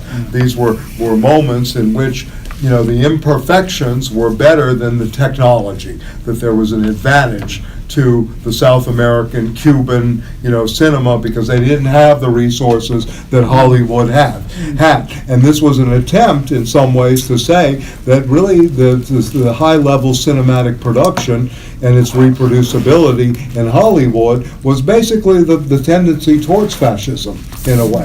So there was this critique based on this too. That with more limited resources, without the mechanical equipment to the highest level that could be used at this level, that there was something, different that was possible. For There's this. going to be And also Eisenstein, and Vertov in terms of their schools. So I think this is important to keep in mind. Again, the struggle is who's going to control the unconscious optic, that he refers to. That this is what cinema has, Well, and then even post, you have, I forget the title, the Cuban film Underdevelopment, the thing about. Memoirs of Underdevelopment. So even once they begin to get the better mechanics, their politics are informing the kind of work they're putting out. So, that's my sense of that movie at any rate. Right, So, right. So that. But their claim So vis-a-vis. that the political, yeah. cultural connection has been maintained on a certain level through that. But see, I think his claim here, if you want to read it this way, and the tension, again, is between this high-powered technological reproducibility and how it's used to organize the masses. So the masses go to see Frankenstein. They don't think of Frankenstein, right, as them. There's not a self-reflection going on. It's just a horror film. right? And you know, something like that. And it's entertaining. It has that value. It was a good movie. You know, it's like the Bourne Supremacy, you know, in terms of this. You know, it's not like, what's the anecdote to the Bourne Supremacy or the Ultimatum? All of these films. State of Siege, one of the greatest deconstructions of what espionage and what is by, you know, the great Kostas film, post Z, right? State of Siege. Magnificent. Unfolded dialectically, very low budget. I mean, the biggest cost is Yves Montand, right, in this film, right, to this film versus the blockbuster and all of this. So I think this is where he's going, you know, in a sense, and why I bring up the imperfect cinema, because Kostas Gravas doesn't have a big budget. He's filming, you know, this kind of stuff. The same thing in the Brazilian cinema, you know, City of God. I mean, that's a very interesting film. Again, low budget, right? You know, Battle of Algiers. Another thing, you know, when you begin to start thinking about what you can do with images, plot, narration, etc. We don't really need the mechanical equipment to be exposed in these films because they're sending through images a message, right? And you're struck time and time again. But Battle of Algiers, State of Siege, Z, these kind of films, Godard, are a dime a dozen compared to the outpouring and domination of images by Hollywood, you know, and by, you know, where we are, which Hollywood is basically the transposition of Riefenstahl and Nazi and, you know, Third Reich cinema into the United States. I mean, this is really what's going on at this point, right, in some ways. We have very few films that came out that were critical, even in a subversive way, of 9/11. Right, and what happened afterwards? We know we have nothing but a proliferation of now. You know, yeah. Everything is you know, about the Middle East is about our interventions and stuff like that. It has nothing to do with a historical moment. Yeah, George. Yeah. You've been quiet today. Yeah, you brought up State of Siege, and it was in my mind all week. Yeah. Because of the. You brought up even Montand too, but the whole thing with the College of the Americas. And with what was going on in the College of the Americas, teaching people how to torture, be torturers, and with what went on in Turkey this week, all I was thinking was, where did these guys get their skill to do this so quickly? So, you know, but in the meantime, the brutality of it all is, you know, that's what we're seeing as headlines. But I was still thinking, okay, who were the doctors that, you know, where did they go to school? Where did that's why State of Siege was just in my head. Yeah. Well, I mean, the beauty of State of Siege, at least to my mind, is the dialectical unfolding of someone who was very unaware of what he was participating in. And very I mean, that's the brilliance of this film, is that it was really a dialectical unfolding by interrogation, but very subtle interrogation, not direct you know, questioning, etc., of what this man, this operative, was participating in there. And this was post, you know, obviously Philip Adjie, you know, and covert action. And it also comes back during that period. Too, because he was so charming. When I see somebody like Kelly in Haiti, you know, you have these nice faces of a lot of these people that are brutal. Yeah. What about the power and authority potential of the documentary? I mean, I know that came after this essay, but is that just considered news, or to revolutionize? Well, it's not, documentaries are as early as Dos Passos, you know. You know, I mean, if you look at Dos Passos' newsreels, they kind of, is that considered art or just news or folderol or? Well, it's part of the artwork, yeah. I mean, it's part, again, of a propaganda. Genre. You know, I mean, I think he's not looking at art as aura anymore. Aura is gone. I mean, this is the main thrust of the argument. Now we are really in the age of art and politics. It's no longer the art. This is so beautiful. You know, this was my grandmother's, you know, whatever object, you know, etc. Look at the craftsmanship here. What the erratic is, the Luddite, you know, this kind of living back in the artisan culture. He's well aware this time has passed. Yeah. You know, he's well aware of this. This is mass production of images, and, you know, this is why he's talking about reproducibility. Anything is reproducible. Why bring up a film like The American Friend?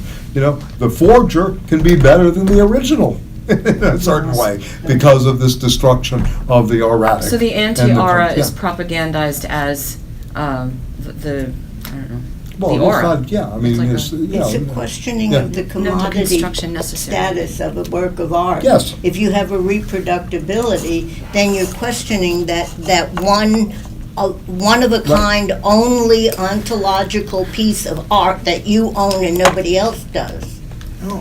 So the reproduction of a work of art, you can make several of them, and they were all works of art that can be questioned as commodities.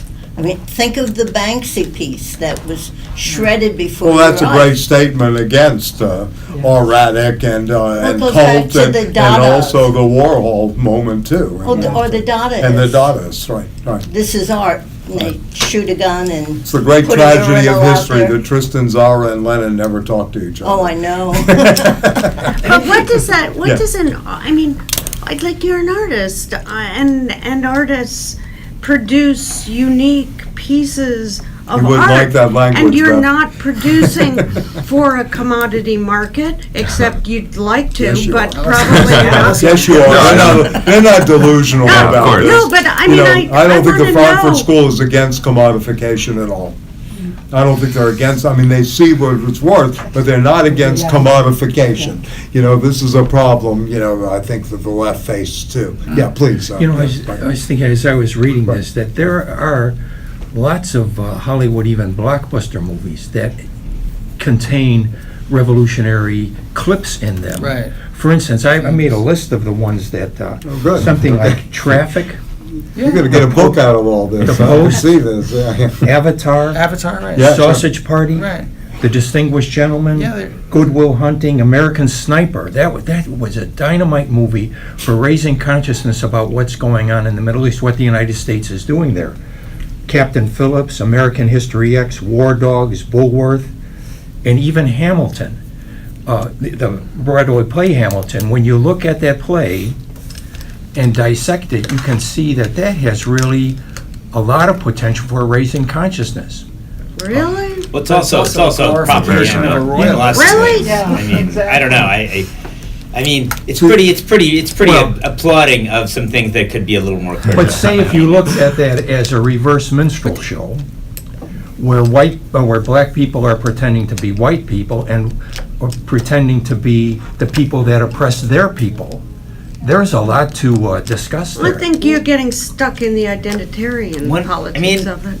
With this essay, I feel like Benjamin, I'm surprised a little bit, because I think Benjamin, you know, he wanted to be saved, but not today. You know, he loved Paris. He was critical, and he was aware of the city as a place that reproduced inequalities, but he also loved the city. You know, and I think he loved the arcades, and he was critical of them.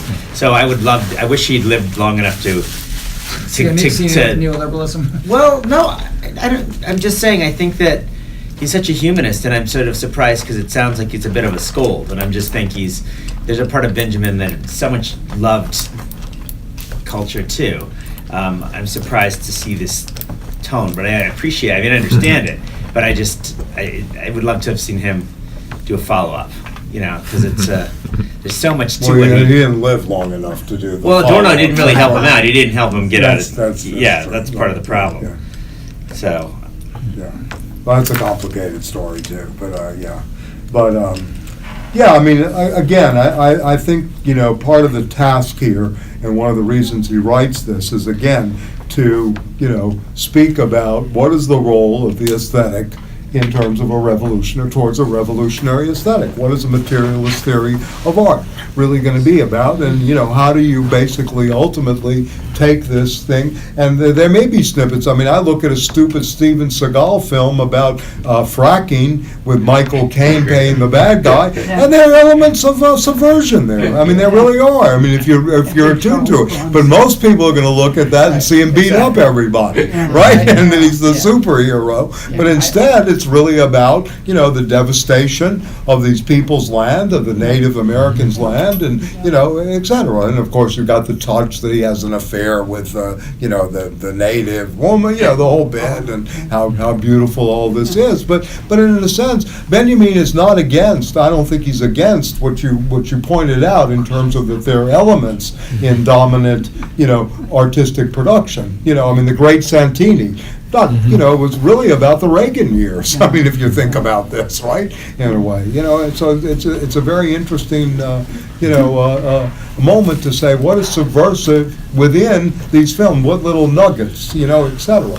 And this is something that I think was learned by script writers, by people that make films, et cetera. They know some of the history, was learned from the German and Eastern European immigrants who were in Hollywood during the 30s. How do you get something in, you know, into this film that can be something that, you know, the more advanced, I put that loosely put, consciousnesses can pick up on and work with in terms of, you know, as a teaching moment, as an object, et cetera. But the problem for him is, again, the stakes are obviously that the Third Reich has tremendous control, right? As does Mussolini, right? I mean, you know, at this point, and the fascist forces have this tremendous control of the aestheticization of politics. And they're clever with it. Right, and very clever. No, they're geniuses at this stuff. I mean, look what goes you know, on in this culture. Yeah, etc. I mean, you have 100 million people watching NFL football every And it's the lesson Sunday. learned from the soccer game. Yeah. Right? I mean, there's a lot to be learned from that. Absolutely, actually. yeah. And the old forget the Roman player games. that says that. We got to learn from the soccer The game. Imperium, yes, of course. Berlusconi just, you know, Right. yeah. Right. So, you know, this is another thing that goes on, you know, and and I mean, it's no accident that the remakes of the James Bond are about casinos. You know, I mean, we're living in casino capital. I mean, you know, sitting back, where are people going, you know, et cetera, right? I mean, you know, this is, so it's good to read this as a culture. I just want to make a important kind of side point. Thank you. Okay, You know, thank you. this discussion about, go back you to brought up stuff. about, you know, there's radical moments in Hollywood movies. Yeah. It's very dangerous to think of, I don't know how to put this, if 10% of a movie is left-wing, is it going to wake the masses? Two quick examples. The Pentagon watches Battle of Algiers to think about counter-revolution. Soldiers used to watch clips from Apocalypse Now before going and killing brown people. So you got to be really careful. Yes. It's true. Everything you said is true. I watch Hollywood films and go, oh, well, that's like a radical thought, you know. But people are going to walk out of that. If I thought about Avatar a lot. If I say to my students, so is this about the American Empire? Half of them would say, what? Yeah. You know, so But the beautiful thing about, and the revolutionary It's so thing about embedded, YouTube, it's and I so think that this is what Benjamin, of course he doesn't know about YouTube, but what a kind of a logical sequence from this is that YouTube enables you to extract that for your students and show that moment and have them discuss it. And all you have to do, like say that great scene in Good Will Hunting, where Will Hunting is sitting before the NSA guy and he gives that speech. I have a speech. Yeah, it's a beautiful speech. Yeah. And all you have to do is ask your students, what did you see there? Right. And then the discussion takes off in a way that you can... No, it can be used. That's yeah. true. That's true.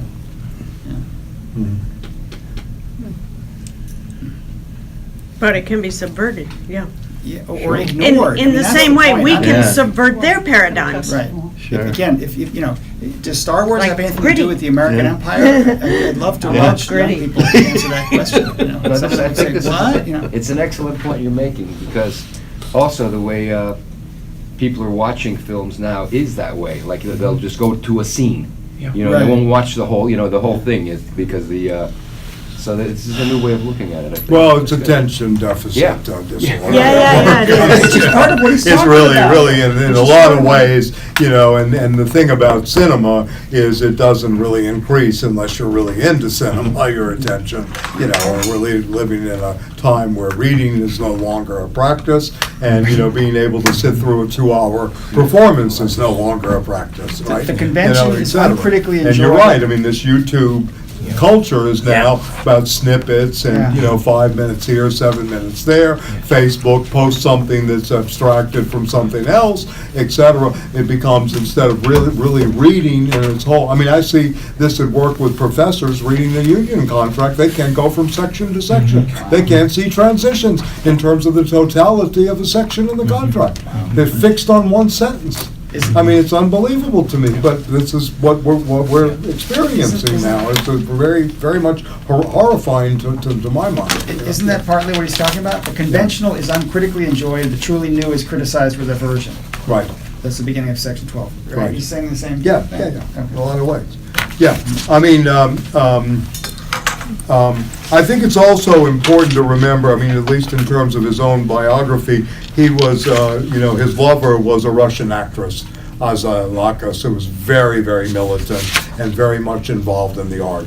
She was an actress, who performed both in theater and in other things. So he also has, this kind of, firsthand. I mean, again, these are highly educated. I mean, to put it mildly, highly educated people that are coming out of this. But again, film is the art form of our time. This is what he's really saying. This is what the mechanical, if you will, or technical reproducibility has given us as the art form of our time. It is no longer, it's not painting, it's not sculpture, it's not music, it's film. And if you think about film, it can incorporate all of these elements too. It does have this totalistic idea about it, beyond just its mechanical hiddenness, right? It has this ability to use sound, image, right?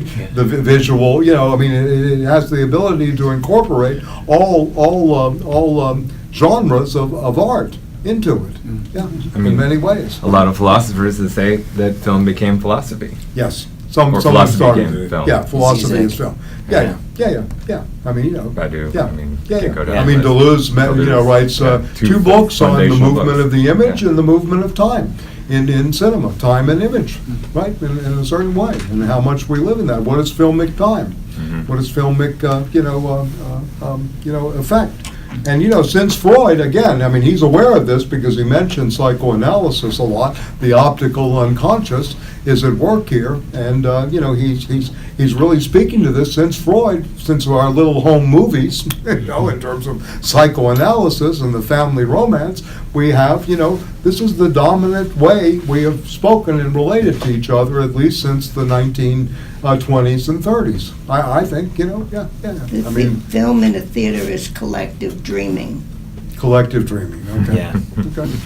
But as Adorno said, the dreams do not dream. Right. Yeah. By the way, if you're interested. There's no radical Yeah, right. imagination or Right, impulse that's right. in the Right. dreams that we're Right. fed. They're actually keeping us They're captive. prefab dreams. Well, we don't have dreams. We don't dream again Right. anymore. The dreams are produced for. Right. for I think he was packaged, referring to the Hollywood, Yes. the dreams, Yeah, which the dream are factory. Literally, the dream factory of The reason I'm Hollywood. gonna buy Yeah. this, get a, smoke a cigarette or buy cologne is to fall in love. It's like my fantasies are all gonna be helped by these products. And they're all So, individual. Yeah. Yeah. Adorno did write on film, he wrote a book, a little essay called Transparency. I was wondering on how film. much this influenced his work on the culture industry when he went to California. This essay.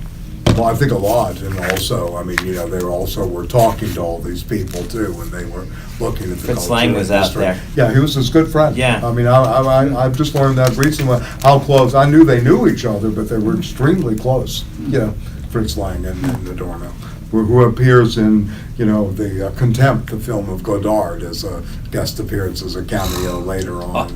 You remember that, with Bridget Bardot? And Thomas Mann he yeah. hung out with. Yeah. Yeah, Mon was out there, yeah. I mean, this was I mean, for lack of a better term, a real cultural immigrant, renaissance. I mean, these people were connected in every field, music, film, all the novel, and obviously philosophy and teaching, yes.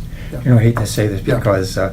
it seems like self-promoting, but I have actually written a book on this, and I just published it last Good, April. good. All right, Good. you can And I talk. You have, can tell us, yeah. well, I You have have a- copies with you? I do, we but can just- Are they for sale? I have what do you call it's called The Magic Glasses of Critical Thinking, Seeing Through Alternative Fact and Fake News. And it says nothing about the theory of critical thinking, but it's based on that, as I've interpreted it through Sure. liberation theologians for whom the school of critical thinking is absolutely essential. Yeah. But I have these just... As Cornel West says, I used to take the subway from Queens to go hear Stanley lecture on Adorno in Columbia. But anyway, He didn't if really anybody- take the subway, but anyway. Wonderful. Yeah, thank you. Great. Thank you very much. Congratulations. I don't know if there are any more questions. I mean, I it's gotta- 5 after 2, you gotta go, yeah. Thank you Okay, so much. Yeah, no problem. I mean, we did a little Covered a little bit riffing of here. ground. A little bit, yeah. I mean, Thank you know, you. again, I think the stuff here is, again, this aestheticization of politics and how the fascists really work on it. You know, you look at the end paragraph, fiat ars, periad mundus, says fascism, and as Marinetti admits, expects war to supply the artistic gratification of a sense perception that has been changed by technology. It's very interesting for our age of digitalization, etc. Mankind, this is evidently the consummation of art for art's sake. Mankind, which in Homer's time was an object of contemplation for the Olympians, now is one for itself.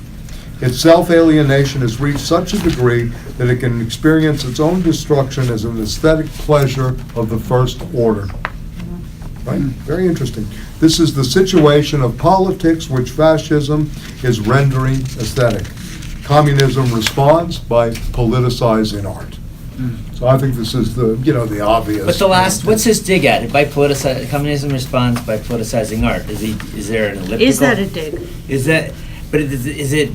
Is it saying that communism should get in on the game, or is it saying that it's done something wrong? I mean, the way he writes it, I'm just wondering, it's a critique, or it's saying this is a good. Well, it's a good idea. I mean, yeah, please, go ahead. Yeah, I mean, it's kind of interesting because there's a lot of people now talking about populism, you know? Yeah. And, you know, I went to a lecture with Moof about how, well, you know, how we need to respond to authoritarian populism, to right populism, is with a left populism.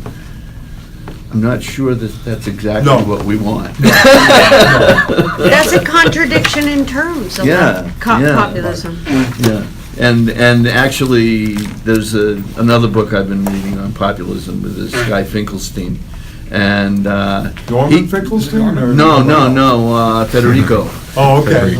And his hit is, well, yeah, there is a left populism, but be careful what you wish for. Yeah. Well, the great study of populism was Lawrence Goodwin, who died recently, about a couple of years ago, from Duke University. Excellent study of populism. Well, that's a study of the populist era. Yeah, the era, right. But I mean, what it really that's means, right? historical. But Goodwin's book is it's fantastic. Right. Yeah.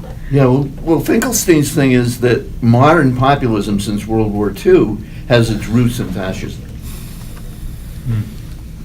Well, if you read, I mean, look, I'm stupid enough to have read Mein Kampf, right, when I was younger, right? But he does play to the workers. Oh, You know, there are many moments in there about, the working man. I mean, it's not like they're, he's just saying, I'm about domination. It's at the heart of fascism. This is really at the So he's saying communism's response must be to politicize art. Is that correct? Yes. Yeah. Yes. Because the National Socialists Remember, Stalin's art, you have Zandoism. Listen, this is another history that we didn't go into, but you had Zandoism and Stakhanovism in the arts during this period, right? You had new cultural decrees during the Stalinist era that Benjamin is also fighting here too, in another level, right? I mean, so he's really trying to, go beyond both the fascist, aestheticization of art, as well as the, of politics, as well as the Stalinist moment, which has reduced this now to just being pure propaganda, and really in some ways, to probably Benjamin and Adorno's mind, not radically different in a way. Pro-Lecoult, was it really that different, than the fascist, military machine? I mean, it's a question. Except for content. It's a question. No, it's a for question. content. Very close Yeah, to yeah, totalitarianism. Yeah, it's a question, that he would pose. Yeah. So, I mean, this is something that I think they're all aware of, I mean, in a sense. I mean, Marcuse wrote a book about Soviet Marxism, a little bit after World War, II. So they're always looking at the, the actual USSR and its policies vis-à-vis art and stuff. I mean, it's a very different flourish, as everybody in this room knows, from 1917 to 1928 or 29. I mean, an incredible outpouring in every field of, aesthetic expression. I mean, unbelievable. I mean, you read Eisenstein, this is a theorist. This is not someone who's just making movies. He made movies according to Marx's theory. Yes, You have the posits, the establishing shot, the negative shot, and then the synthesis. Right, exactly. And Vertov, in terms of the other kind of factory, cinema factory, the camera is an object on its own, right, in a century.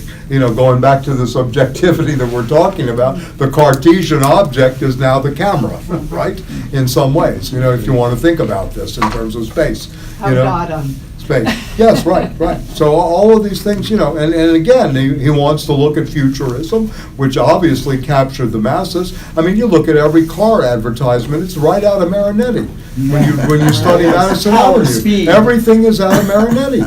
It's all out about Italian fascism. Very, very interesting. I mean, you really look at power, speed, dominance. You look at these ugly cars, right? They're not even sleek, they're not even phallic anymore. I'm sorry about it, but anyway, it used to be you'd have the Alfa Romeo or the Ferrari or something, or the Corvette going down, but now it's the SUVs that are taking these, the box. They're militaristic. Yeah, and very militaristic. SUV, it comes out, right? I mean, Desert Storm. What does Desert Storm do to the automobile industry? So you can really think this in terms of everyday life, I think, as well. What happens? The SUV becomes a dominant thing. We're in Desert Storm. The soccer mom doesn't think this way, but obviously the unconscious is really seduced her into this. Into buying this. It's I need it. It's safer. Power makes you safe. Yeah. I can pile in all the kids, right? The whole army. Oh, you might as well get a Hummer then. Yeah. Right, get a Hummer. Well, a lot of people go that way. You're much too. safer. So anyway, this is a very powerful, essay. Thank you. Thank you. And I make a recommendation, if you want to follow up on this, I mean, obviously read it again, but two people have done very good work on it. Rosalind Krauss, The Originality of the Avant-Garde and Other Modernist Myths, is a very good study, which takes from Benjamin, and then The Dialectics of Scene by Susan Buck-Morss as a comprehensive work on Walter Benjamin as two models. And also in the book Aesthetics and Politics, in which these debates that we're actually talking about today, but debates within the left, is a verso paperback edited and introduced by Fred Jameson. And it has the debate between Lukács and Bloch on German Expressionism, and it also has the Adorno letters on this essay itself and the critique. I didn't want to go into that today, we would get really lost, but anyway, Aesthetics and Politics is verso. I'll put it on the, yeah. Who wrote that? Well, It's a this compilation. Jameson It's a compilation. compiled it. Oh, It's called Aesthetics and Politics in Verso, and it's edited and introduced by Jameson. My friend Jameson, right, Verso. Jameson, I read this quote from Jameson the other day that seems to relate to this. He said, it used to be that we could not imagine the end of capitalism, but we could imagine the end of the world. Right. He says, now we imagine the end of capitalism through the end of the world. In other words, now it's like we've aestheticized the end of capitalism Yes, and no, made that's it a into well point. a That's a good spectacle essay, that, Beth. that we live in. Yeah. No, it's true, yeah. That's good, yeah. Absolutely.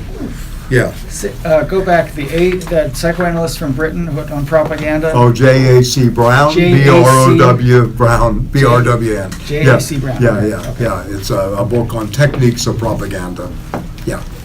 Very interesting study, that was done in the late 50s and early 60s, of which a lot of the basis for, certain codes today are working. Yeah. Okay, thank you. Yeah. Okay.